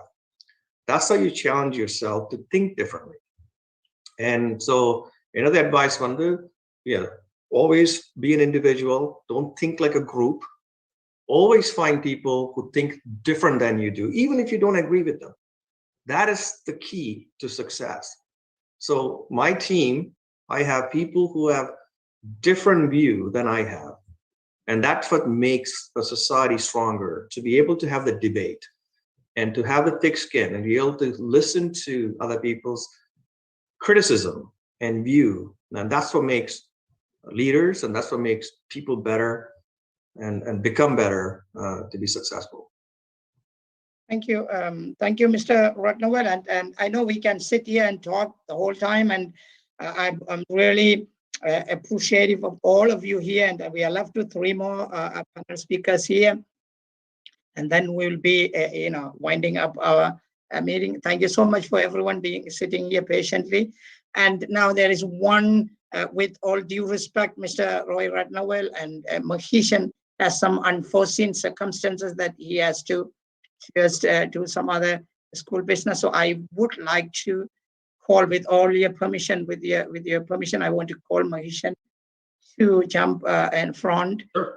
And he has a question for you. Mahishan is, yes, everybody knows he is my son. He's currently in UK doing masters, and he has done great things that makes me proud. And I just want him to, he has done some leadership. He got involved in leadership things. And he has done many other things, which as a father, I'm really proud of him, and like everyone else here. So Mahishan, without further delay, you introduce yourself and then go ahead, Mahishan. Thank you for coming here. Go ahead. Yes, thank you for having me. And thank you, Mr. Ratnavel, again, for sharing your thoughts and wisdom with all of us and with all of our questions. I've learned very much from listening to you and listening to everyone else as well. And as Mr. Sayed just mentioned, I am currently a student here in the UK, in London, and I completed my undergraduate degree in politics, and I'm currently studying the history of international relations and I have done a range of work within the Tamil community and outside of the Tamil community in terms of community work as well as leadership work.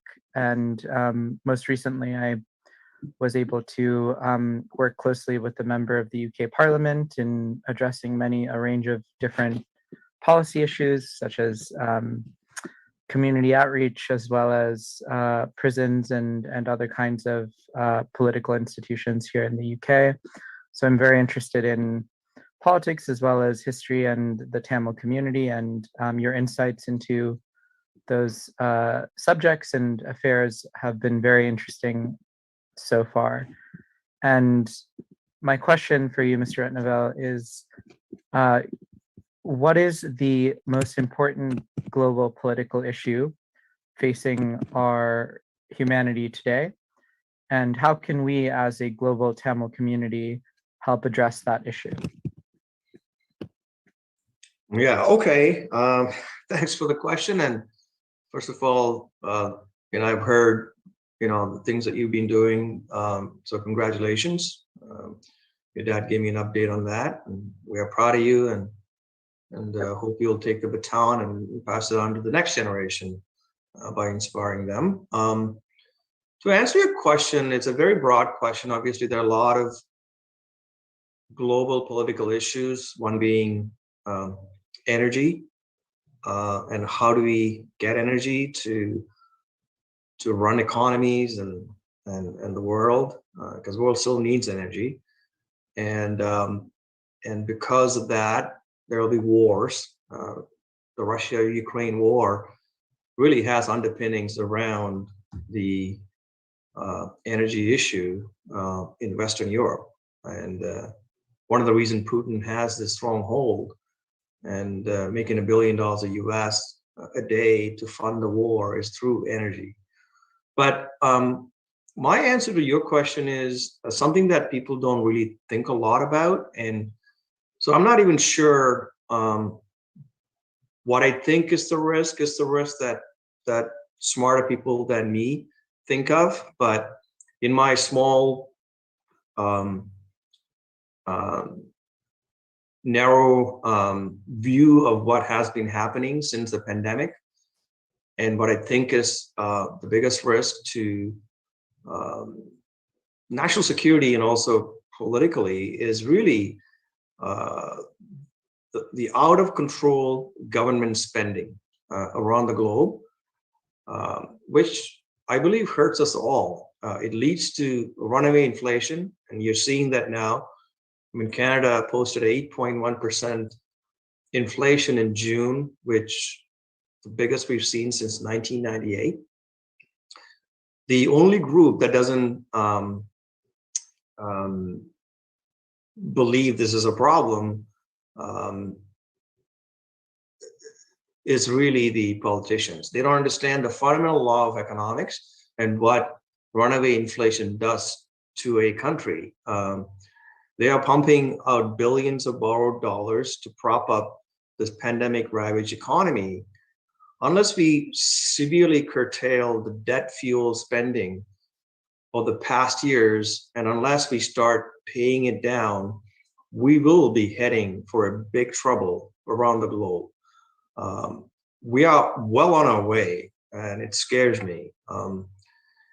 And this is how war starts, and economies fall, and social unrest begins. And so just paying the interest on the current sky high debt, and in a raising interest rate environment, you can see the feds in the US jacking up rates, Canadian central bank, increased the rates by 1% 2 weeks ago, which hasn't happened in a long time. So just paying the interest alone is almost as swimming with big cement block tight around your ankles. The higher our interest payments get, the less money there is in the federal budget for important social programs like healthcare and welfare. That creates unrest. Because countries are able to print money, they can postpone the process of going broke for a long time. And that's what Western world is doing, carrying massive debts and printing money and causing inflation. But eventually, even countries go bankrupt. And you don't have to look far than to look at Sri Lanka. It just happened. Finally, Sri Lanka has fell. It's a prominent example in recent history.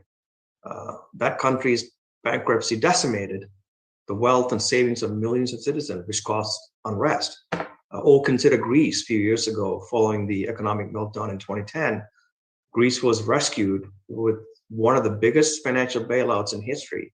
But in turn, the country was forced to adapt a number of austerity measures that included higher taxes and reduced pensions for seniors. But the one who will hurt most are our children and our grandchildren, the people who will be shackled with the obligation to pay back the money that we borrowed. So to answer your question, I see that as the biggest risk, and no one is talking about it. But what can Tamils do? First, educate ourselves about what this means to us now and to our generations to come. And then, because somebody will have to pay the bill. Eventually, it hurts us all. So the best way to do that is to don't elect politicians. Do not understand the simple fact that when you borrow money, you got to pay back, and somebody will have to pay back either today or down in the history. So that is what I see as one of the biggest risks politically. Thank you so much. Thank you, Maishan, for that amazing, and I know you're a political major, so your question was kind of political. And thank you for a very informative response. Maishan, you can hang in here, and then we are now moving on to thank you for everyone being patient here. I know Adirai and Dishantini. There are two more people to respond here. I want to call Dishantini. Just introduce yourself. உங்களை அறிமுகப்படுத்தி உங்களுடைய கேள்வியை கேளுங்க. Then I will go to Adirai. Okay, go ahead, Dishantini. Dishantiniயை பற்றி ஒரு சிறிய ஒரு அறிமுகம். டிஷாந்தினி தற்பொழுது மட்டக்களப்பிலே கிழக்கு இலங்கையில் அம்பாறை மாவட்டத்திலே கோமாரி என்ற கிராமத்தில் வசித்து வருகின்றார். Dishantini is a workaholic with community service. அவர் நிறைய சமூகங்களுக்கு உள்ளே சென்று சமூகத்துக்கு தேவைய உதவிகளை செய்வதும் ஒரு சமூக சேவகி என்று சொல்லலாம்.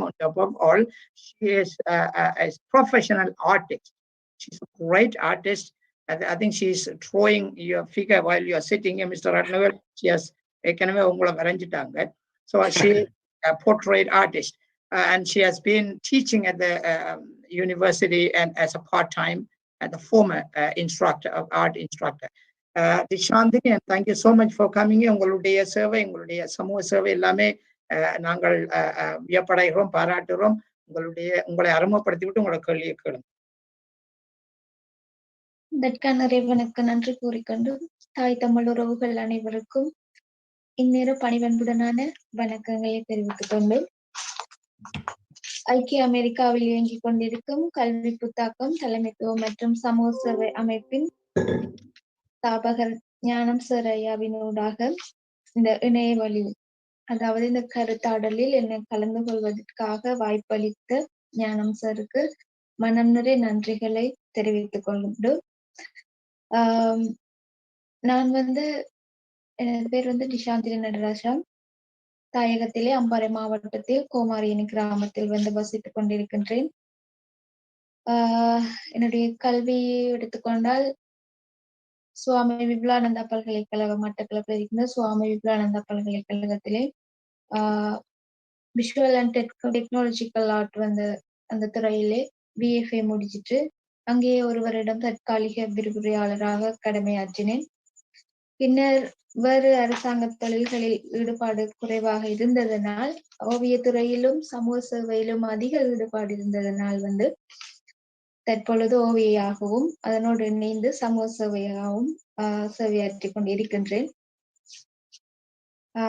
ஞானம் சார் ஊடாகத்தான் ரோய் ரத்னவேல் சாரை பற்றி அறிந்து கொண்ட நான்.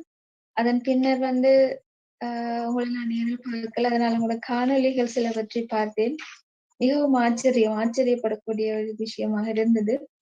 உங்களோட நூல் பற்றி நீங்க சொல்லியிருந்தீங்க, அந்த போர்க்காலத்துல மக்களோட வழிகளை பற்றி வெளிப்படுத்தி இந்த நூல் ஒன்று பற்றி சொல்லியிருந்தீங்க. அந்த நூல் எனக்கு கிடைச்சா மிகவும் சந்தோஷப்படுவேன் படிப்பதற்கு.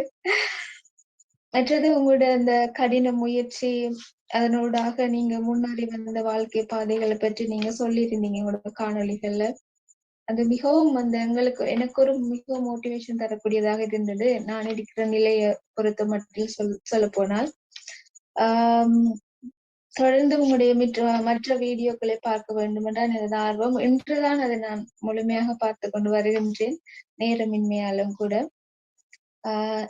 நான் சமூகத்தோடு இணைந்து நேரடியாக சென்று சமூகத்திற்குள்ள அந்த களத்துல இருந்து செயற்படுற மாதிரி தான் அவங்களோட பிள்ளைகளுடைய சரி, முதியோர்களுடைய சரி, குடும்பத்தினர்களுடைய சரி, அவர்களது கஷ்ட நிலைகளை நேரடியாக சென்று அவதானித்து தான் நான் அவர்களுடைய தேவைகளை அறிந்து அவர்களுக்கு ஏற்ற மாதிரி புலம்பெயர் தேசத்தவர்களின் உதவியுடன் அவர்களுக்கு பல்வேறுபட்ட உதவிகளை செய்து வருகின்றேன். நிறைய உதவிகள் செய்திருக்கின்றோம். எல்லாமே புலம்பெயர் தேசத்து உறவுகளால் கிடைத்த உதவிகள் தான். அந்த வகையில நான் அதுல நிறைய சவால்கள் எதிர்கொண்டேன். நான் இப்ப என்னை போன்று நிறைய பேர் முன் வர வேண்டும், சமூக சேவை செய்யறதுக்காக வேண்டும் என்று நிறைய பேர் முன் வர வேண்டும் என்று எதிர்பார்த்தேன். ஆனால் அந்த அளவு இங்க அந்த முக்கியத்துவம் கொடுத்தது எனக்கு அவங்க முக்கியத்துவம் கொடுக்காம இருந்தது மிகவும் மனவருத்தத்துக்குரியதாக இருந்தது. அந்த வகையில் உங்கள்ட்ட ஒரு வினாவாக கேட்கின்றேன். அதாவது இளம் மாணவ சமுதாயத்திற்கு சமூக சேவைன்ற இந்த முக்கியத்துவத்தை அல்லது அந்த அவசியத்தை உணர வைப்பது எப்படி என்று எங்களுக்கு கொஞ்சம் நீங்க கூறுவீங்க? ஓகே, நன்றி ரங்கஜி கேள்விக்கு. இது வெரி டிஃபிகல்ட்டான ஒரு கேள்வி. ஏனென்றால் இளம் சமுதாயம் எப்பொழுதும் only few people like you would be socially conscious, right? உண்மையாக சொன்னால் நான் இளம் வயதில் இருக்கும்போது சோஷியல் சர்வீஸ்ன்றதே நான் அதை நினைக்கவே இல்லை. எந்த வியூ என்னன்னு சொன்னா, நான் முதல் என்ன பில்ட் பண்ணா தான் சொசைட்டி நான் பில்ட் பண்ணேன்.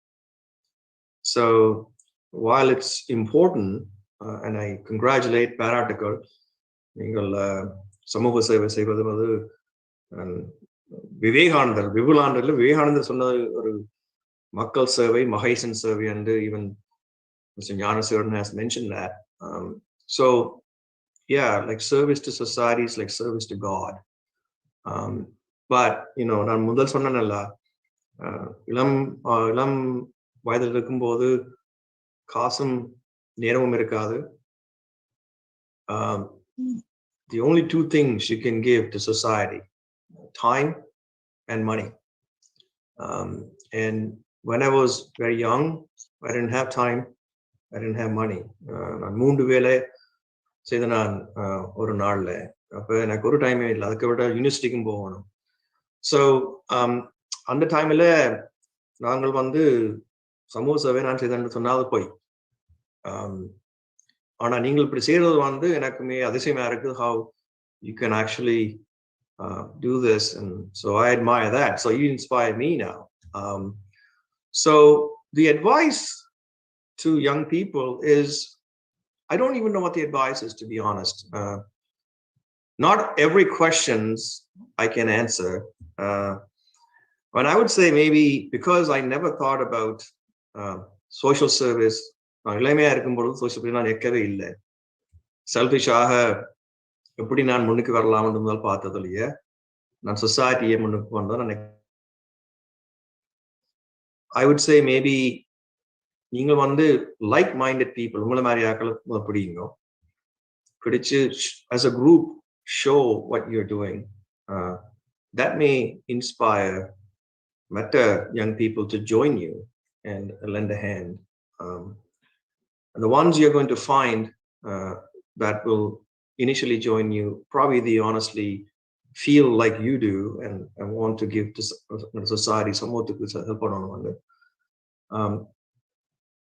Because now I am, in my middle age, I do find I have some money to give and also have some time. Like today, there's no way இன்னைக்கு நான் உங்களோட கிட்டத்தட்ட 2 hours கதைக்கிறோம். இது நான் Mr. Gnanasegaran 20 years முன்ன கேட்டிருந்தாருன்னா நாங்கள் இருப்பேன். First of all, I couldn't give you any wisdom. Not that I gave you any today, but I think I gave some. I didn't have the knowledge. to give. I didn't have the time to sit here because I had other priorities. So நீங்கள் செய்யறது வந்து பாராட்டி சொல்றேன்னா ஒரு சின்ன advice ஆரன்னு சொன்னா always focus on yourself first. That's not being தன்னலம் இல்லை, because when you better yourself, you can better the society. Continue to do that, but also give yourself time to improve, grow, and become successful. So then you can help a whole bunch of people and inspire them. And answer one or the other, but that's my take. Thank you. Of course, Dishanthi, நீங்க ஏதாவது சொல்ல விரும்புறீங்களா? சொல்லுங்க. இல்ல நீங்க சொல்லுங்க sir. நீங்க கிருண ஓவியத்திற்கு அப்புறம் பாப்போம் போறேன். ஓகே, நான் சென்ட் பண்றேன். சார் டெரிக்கும் டிஸ்ப்ளே பண்றேன். Yeah, I will share some of them, and she has an ample artworks. Okay. So thank you so much, and Dishanthi, we are proud of your work, and we really are, and like every one of us, Rukshani and Shashmita and Adira and Rita and all those, and Vaishnavi, and we are, I can't thank you enough, and Sundaralingam Chandrakumar, and like joined one, you are a unique, you are in a way you are a unique person. I can't wait to see you growing to become well versatile people when you grow up. At like Mr. Ratnavel, in your middle age, around 30, 35, 40, you will be, cruising through the sky. Thank you so much, and that's my wish. Let me call now. Thank you so much, Audrey, and you were the first person to join, and you are sitting here, and that in itself shows your great quality, great character, patient. I think Audrey Ulango has joined us here, and she is. It's not the last. She will be joining us, and she is here. Audrey is a little introduction, and we are going to hear from her. And she has done amazing things, some of which I'm not even aware.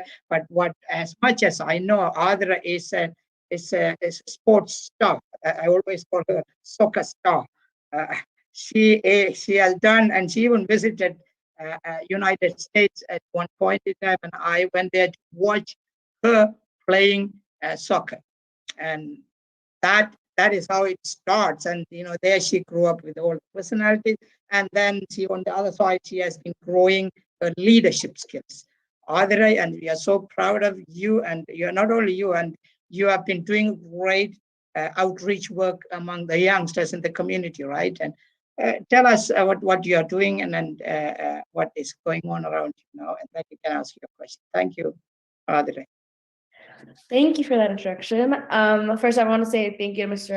Ratnavel. It was really amazing to hear all of your answers to everyone's questions, and hearing about your story is just so amazing to hear. But a little bit of an introduction about myself. Like Nana Uncle mentioned, my name is Audrey Longo. I'm currently an undergraduate student entering my third year in the BBA program at the Shuluk School of Business. Speaking a little bit to my leadership experience, I'm currently really interested in problem solving and critical thinking. So right now I'm the vice president of member development on the Schulich Consulting Club, and I'm kind of building the consulting landscape within Schulich and connecting students to mainstream consulting firms. Additionally, I'm currently working at a nonprofit fintech incubator called Fintech Cadence that is really looking to build the fintech ecosystem within Canada. And I'm working as an outreach intern, so once again, connecting students to various professionals within the industry. Growing up, I've been heavily involved in the Tamil community within Toronto, and I spent many of my weekends volunteering or participating in leadership events or public speaking. And in my spare time, like Nana Uncle mentioned, I love to play sports. I'm a big soccer fan, but I also do love to read. So when your book comes out, I'll definitely be picking up a copy for myself. But for my question for today, one question I had for you is, I'm sure you can, your journey is so intricate and there's so many factors at play of how you got to the point you are at in your career. But if you had to attribute your success to one factor, what would you have to say that would be? I would say two factors I'll give you. First of all, before I take your question, I'm a good friend of your father's, and he has updated me on on your successes and how proud he is of both of his kids. So I'm also proud hearing your leadership quality and things that you're doing to the community and to yourself and also to next generation. So keep it up. And I wish I had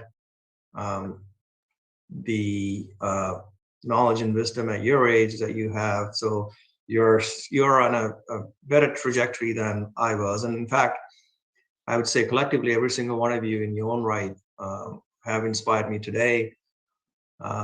Being so young, we're young as 14 years old, going to grade 9, to really partake in this discussion itself tells me the commitment to improvement and the commitment to making the lives of others better. So I really want to acknowledge that.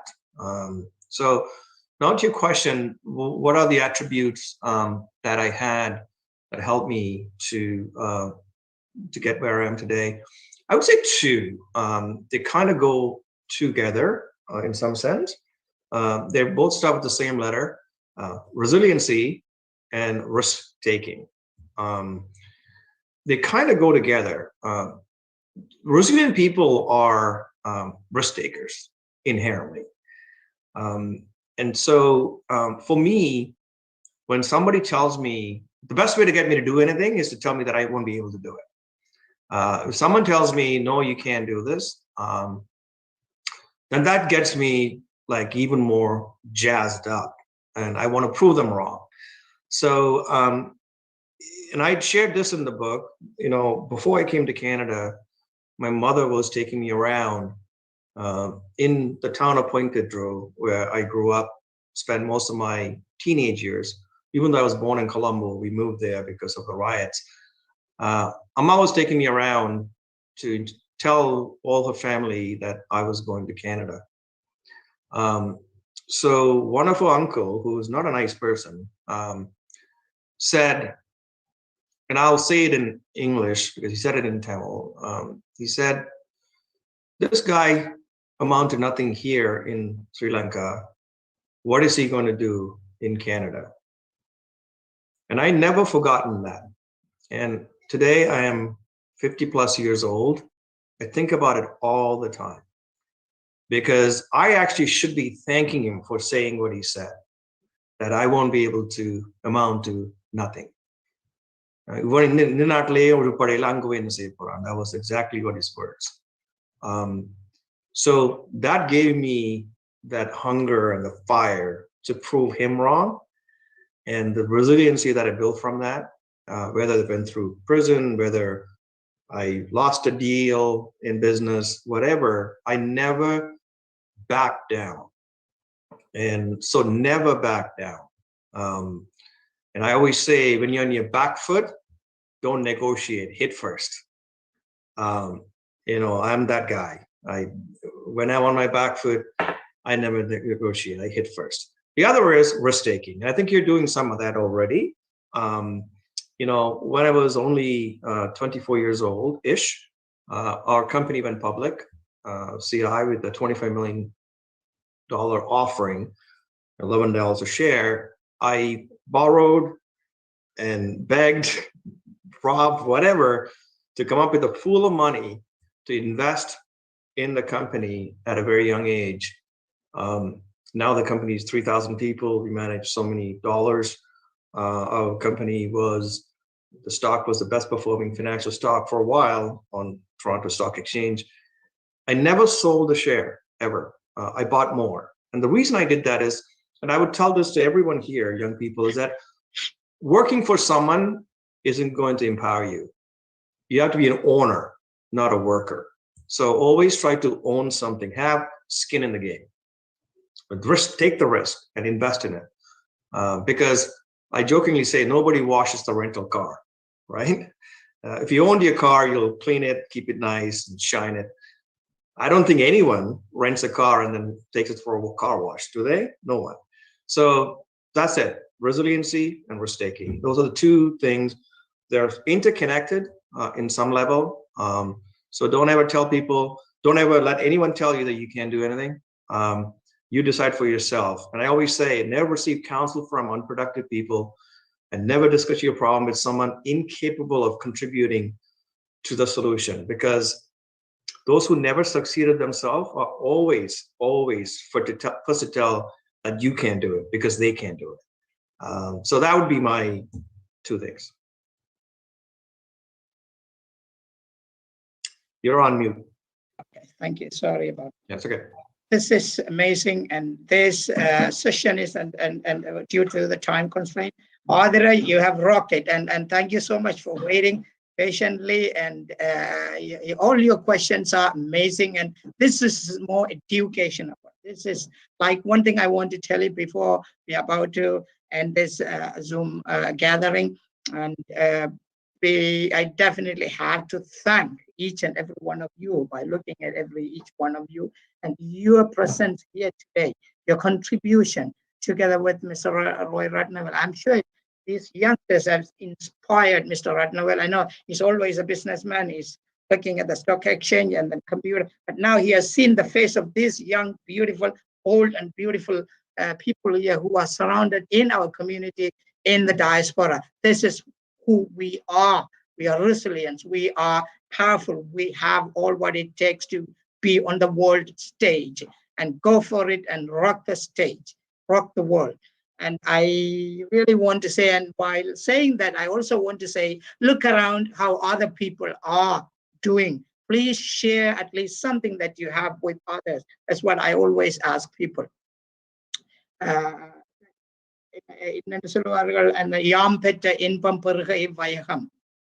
This is what they say. To those much is given, much is expected.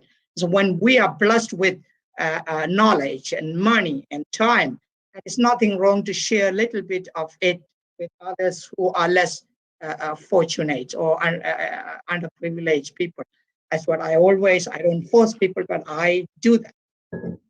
In today's gathering has brought that everyone to light, and with Roy Ratnavel's powerful rendition, powerful word that has penetrated into my mind, I'm sure it did. And Audrey and Krita and Shashmita and Rukshayini and Dishantini and Sundarling and Sandrakumar and Vaishnavi. Unfortunately, she's at work.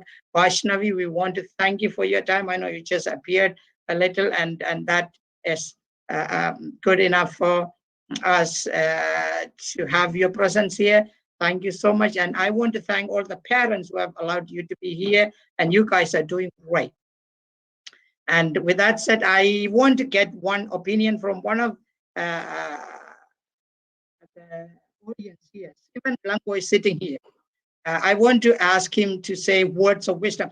And before Blanco, thank you so much for sitting with us. Now, I want, before we end this one, I want everyone here prepare one word of wisdom. Everyone has to say, and that is how we are going to end this one. But before that, let me ask. So I want words of wisdom from every one of you. Okay, what you want you to give it to others. Sivan Lango is here, and she's Audrey's father. And he has another big long story to say that I'm not going to go the whole list. And Mr. Lango, Sivan has been engaged in so many community activities, and he is one of the pillars of Tamil community, especially in Canada. Yeah, he still today is involved in so many community outreach work. Sven Lango, give your blessings to all these young, beautiful girls and boys here. Thank you so much. This is completely unexpected. I'm actually on the road, sitting in a vehicle, so my voice may not be very clear. And as you know, I'm always so proud of Roy and his achievement.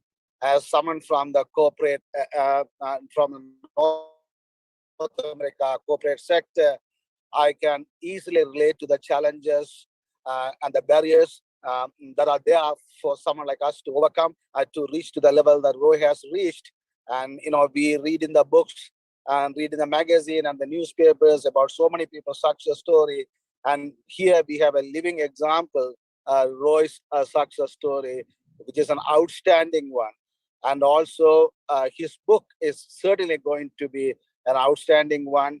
I highly recommend all of you to read his book and also pass this message to your family and friends so others also can benefit from the experience that you gathered talking to Roy today, and the book that is going to provide an amazing story and certainly going to have a huge positive impact on everyone who reads that. So I'll highly recommend all of you to do that. I'm also equally proud of all of you hearing your story and your profile, and all of you are doing amazing things, and we wish all of you the best in all your future endeavors and all the best. And I want to thank Roy for taking time to speak to the younger audience so that they experience. And also want to thank Mr. Gnanasegaram for arranging this and connecting Roy with our younger people so that his experience and story can have further positive impact on others and our community at large. Thank you all and all the best. Thank you so much. Thank you so much, Mr. Sivan, and thank you for sharing your viewpoints here. And now let me say, before I call the meeting off, and I want to ask each and every one of you, the panel speakers, Rookshiny, every one of you have a minute or less than a minute. Just give your blessings to Mr. Roy Ratnavel. What do you want to say? A message. I know we need your blessings. Once again, Mr. Roy, I express my gratitude towards you for taking the time out of your day to talk to all of us. And I feel like one words of wisdom I could give to everyone is that one of the quotes that I live by is from Martin Luther King Jr. If you don't know who that is, he's American. He was an American civil rights activist, and he said that if you can't fly, then run. If you can't run, then walk. If you can't walk, then crawl. But whatever you do, you have to keep moving forward. So I guess the key takeaway of that quote is just keep moving forward no matter what obstacles that you experience, just as how Mr. Roy has experienced obstacles, and also getting out of your comfort zone, because getting out of your comfort zone is how you're going to experience new opportunities and new things in your life, and you could be a better person. Wow. Great. I have given you powerful people, Mr. Roy Ratnavel. Check. You are going to choose one of them as your personal secretary today, right? No, I want to be personal secretary to them. All right. They can give you a lot of advice. Dishandini, உங்களுக்கு ஒரு 30 second.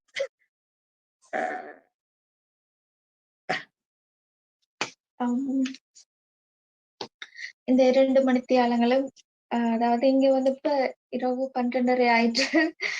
ஆனா தூக்கம் அப்படியோ களைப்பு அப்படியோ ஒன்றும் காட்டையில. இந்த 2 மணித்தியாலும் உற்சாகத்துடனும் அந்த ஒரு ஆர்வத்துடனும் நிறைய ஒரு எதிர்பார்ப்புடனும் இந்த கருத்தாடல் வந்து சென்றது. சந்தோஷம், நிறைய சந்தோஷம். இத லைஃப்ல ஒரு மறக்க முடியாத ஒரு நிகழ்வாகத்தான் இது இருக்கும். இந்த இணையவழி ஊடாக நம்ம கலந்த அந்த உரையாடல். இது போல இது இடைக்கிடை இப்படி மோட்டிவேஷன் தரக்கூடிய மதியங்களுக்கு ஒரு முன்னுதாரணமாக இது போன்ற கருத்து அந்த உரையாடல்கள்ல எங்களோட அமைப்பின் ஊடாக இடைக்கிடையே எங்களுக்கு ஒரு இதாக ஒரு உற்சாகத்தை தரக்கூடிய நிகழ்வாக நிகழ்த்த வேண்டும் என்று ஞானம் சாரிடம் கேட்டுக்கொண்டு தொடர்ந்தும் சேவைகளை தொடர்ந்து செய்ய வேண்டும் என்று வாழ்த்துகின்றேன். நன்றி. Aathirai, please give us your words of wisdom. For sure. Once again, I'd like to thank Mr. Ratnavel for all of his advice and everything for today. I'm definitely going to hold that with me moving forward. My one word of wisdom, I guess, is something I try to live by is get comfortable being uncomfortable, because when you're uncomfortable is when you're growing and changing. So kind of sticking with that theme of taking risks and trying new things, like everyone said, that's when you really do grow as a person. So getting comfortable being uncomfortable will make you grow as a person. But that is my word of wisdom for today. Thank you.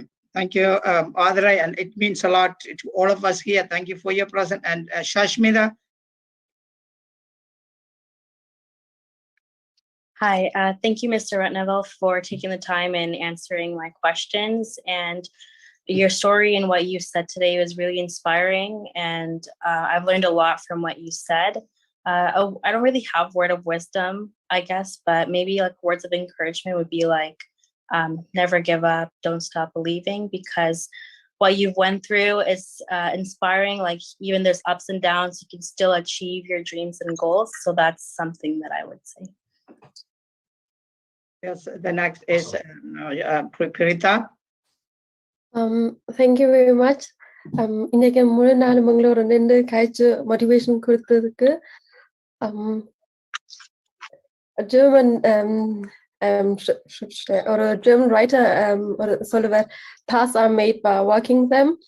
So நீங்களும் உங்களோட பாத் எடுத்து நீங்க ஒரு வழி எடுத்து போனதால எங்களுக்கும் அந்த வழி நாங்களாவே கண்டுபிடிச்சு நாங்களாவே வரணும்னு மோட்டிவேட் தந்ததுக்கு மிகவும் நன்றி.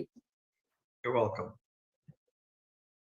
All right, so I think நாங்கள் எங்களுடைய I forget Tamil America New ஜெர்சியில இருந்து இயங்குகின்ற தமிழ் அமெரிக்கா எங்களுடைய இந்த நிகழ்வுகளை இதுவரையும் நேரடியாக ஒளிபரப்பி கொண்டிருந்தார்கள்.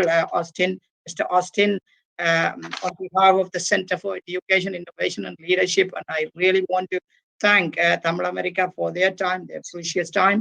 They have spent their precious time with us, taking this news up in the world. And so people will be able to hear from others who have been watching this one. Sandrakumar Sundarlingam, நீங்க இருக்கிறீங்களா அதுல அழைப்புல? வணக்கம் sir. வணக்கம். உங்களுடைய நற்செய்தி இருக்கா சொல்லி விடுங்க, நாங்கள் முடிப்போம். ஆமா, உண்மையிலே எல்லா இளைஞர்களும் சில ஆளுமைகளும் கேட்ட வினாக்களுக்கு அல்லது கேள்விகளுக்கு சிறந்த முறையில் அவருடைய அனுபவ ரீதியாக விடையினை அளித்திருந்தார். இந்த வாய்ப்பினை தந்த கல்வி புத்தாக்கம் தலைமைத்துவம் சமூக சேவை அமைப்பினுடைய இணைப்பாளர் பேராசிரியர் ஞானம் சார் அவர்களுக்கு மிக்க மகிழ்ச்சியை தெரிவித்துக் கொள்கின்ற இலங்கையிலிருந்து.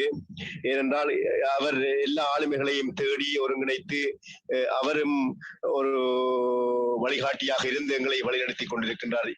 அந்த வகையில் அவருக்கும் நன்றி கூறி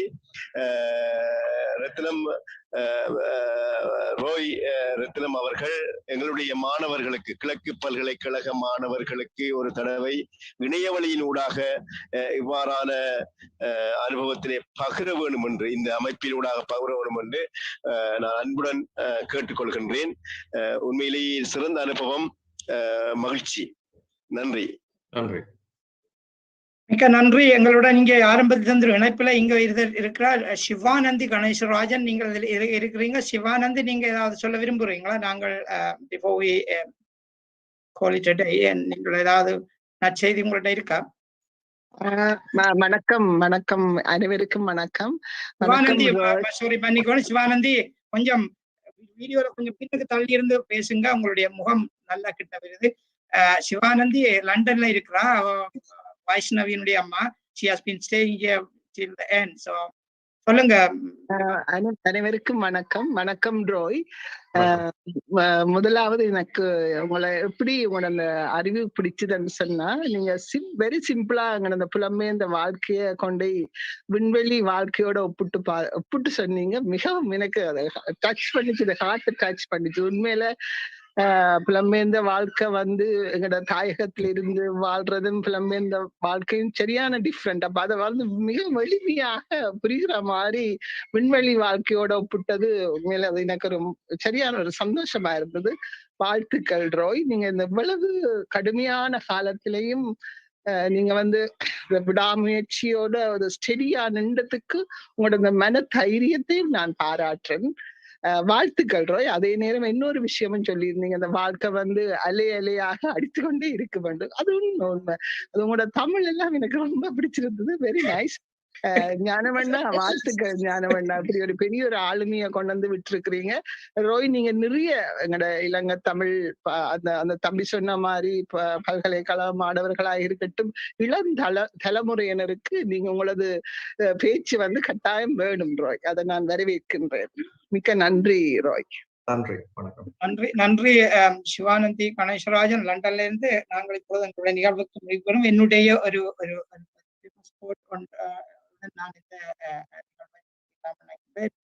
I have said it right at the beginning, and I have recently been reading the first work for my studies, and Horace Mann and be ashamed to die until you have won some victory for humanity. All of us has done some victory today. We have done our part, so we will die in peace. We will die in peace. So be ashamed to die until you have won some victory for the humanities. So what we have been, all of us have been doing here today is to give something from us to others. So thank you so much for this amazing time. I can't thank you enough. That I have been doing so many Zoom events, and this is one of them one of a kind of Zoom event that I have done it. Mr. Roy, many thanks to you. Right, keep up your great job, and as a Sri Lankan Tamil, and we are proud to hear all your success, and you should keep growing and take that word out. The superlative word that I was using, there's no more there. You are such a humble, simple, and normal person who comes together with the ordinary people in life. Thank you so much, and we will say for the time being bye for now, and we will meet again. Can I just say last few words before we wrap up? Yeah, definitely, yeah. Okay, first of all, I want to thank you for organizing this, and I want to definitely thank every single participant who asked thoughtful questions and sat through 2 hours of me talking. And also, I'm humbled and honored that you would consider me to somehow give you some word of wisdom, and hope you got something out of it, even if just one thing that you got out of this, and is a big success. And I've said this over and over, I want to continue to do my best to help society at large, especially our people. I'm so proud of Tamil community, how far we have come in one generation, just one generation, because we are resilient, hardworking people, and I can only see many more great things for our community. If I could do this, coming here with knowing nothing, you are already given a better step ladder to do better than what we did, or what we could collectively do. So I'm very, very impressed by the talent out there, here and also out there. But I'll say this in closing before we sign off. Just remember this: regardless of whether it is conscious or unconscious, success or failure is a choice, and you make that choice. The ironic thing about failure is that you will fail at some point in your life, and you will embarrass yourself. There's no doubt about it. I've done it. I have failed spectacularly. I embarrassed myself many times. But stop giving time and energy to negative thoughts. When you quit giving time to that, you will find yourself on the right track, being pragmatic and being practical. So step forward into growth and potential success. Otherwise, you will slip into safety and into definite failure.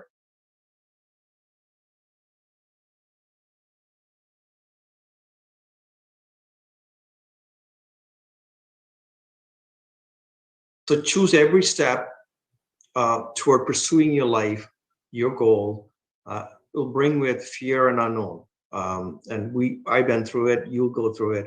But ask yourself this question: is it better to boldly succeed, or is it better to safely fail? Because sometimes it's better to take the risk and fail than to never take risk at all and fail for sure. So exhaust your potential. Don't quit until you have nothing left to give. You're given a toolbox and set of tools. I've said this before. And you're supposed to work those tools as hard as you can for every heartbeat you got. How many heartbeats you have left? How many heartbeats do I have? Nobody knows. So take every heartbeat as a very big deal, a gift from God, and go for it. And I came across this quote, and I want to say that it said something like, your thoughts becomes your words becomes your action becomes your character, and your character becomes your destiny. So don't ever let anyone tell you, like my uncle, my mom's uncle said that this guy will amount to nothing. Don't ever let somebody tell you that you can't, because if you do that, you may be the last one to know the potential changes that will impact your life. So control your destiny. Don't let anyone else tell you, but control your destiny. Thank you for all of you, and I wish you all the best and good luck. Hey, unmute your audio and then give a round of applause, everybody, with your hand. Unmute your audio. I want to hear that. Thank you for this. Thank you. This is for Royal Ratnavel. Thank you so much, and everyone, be blessed and have a safe life, and put your mask on. Now you can walk out and put the mask on. All right. Thank you so much, everyone. Thank you so much. You may leave now. Thanks a lot. Okay. Bye.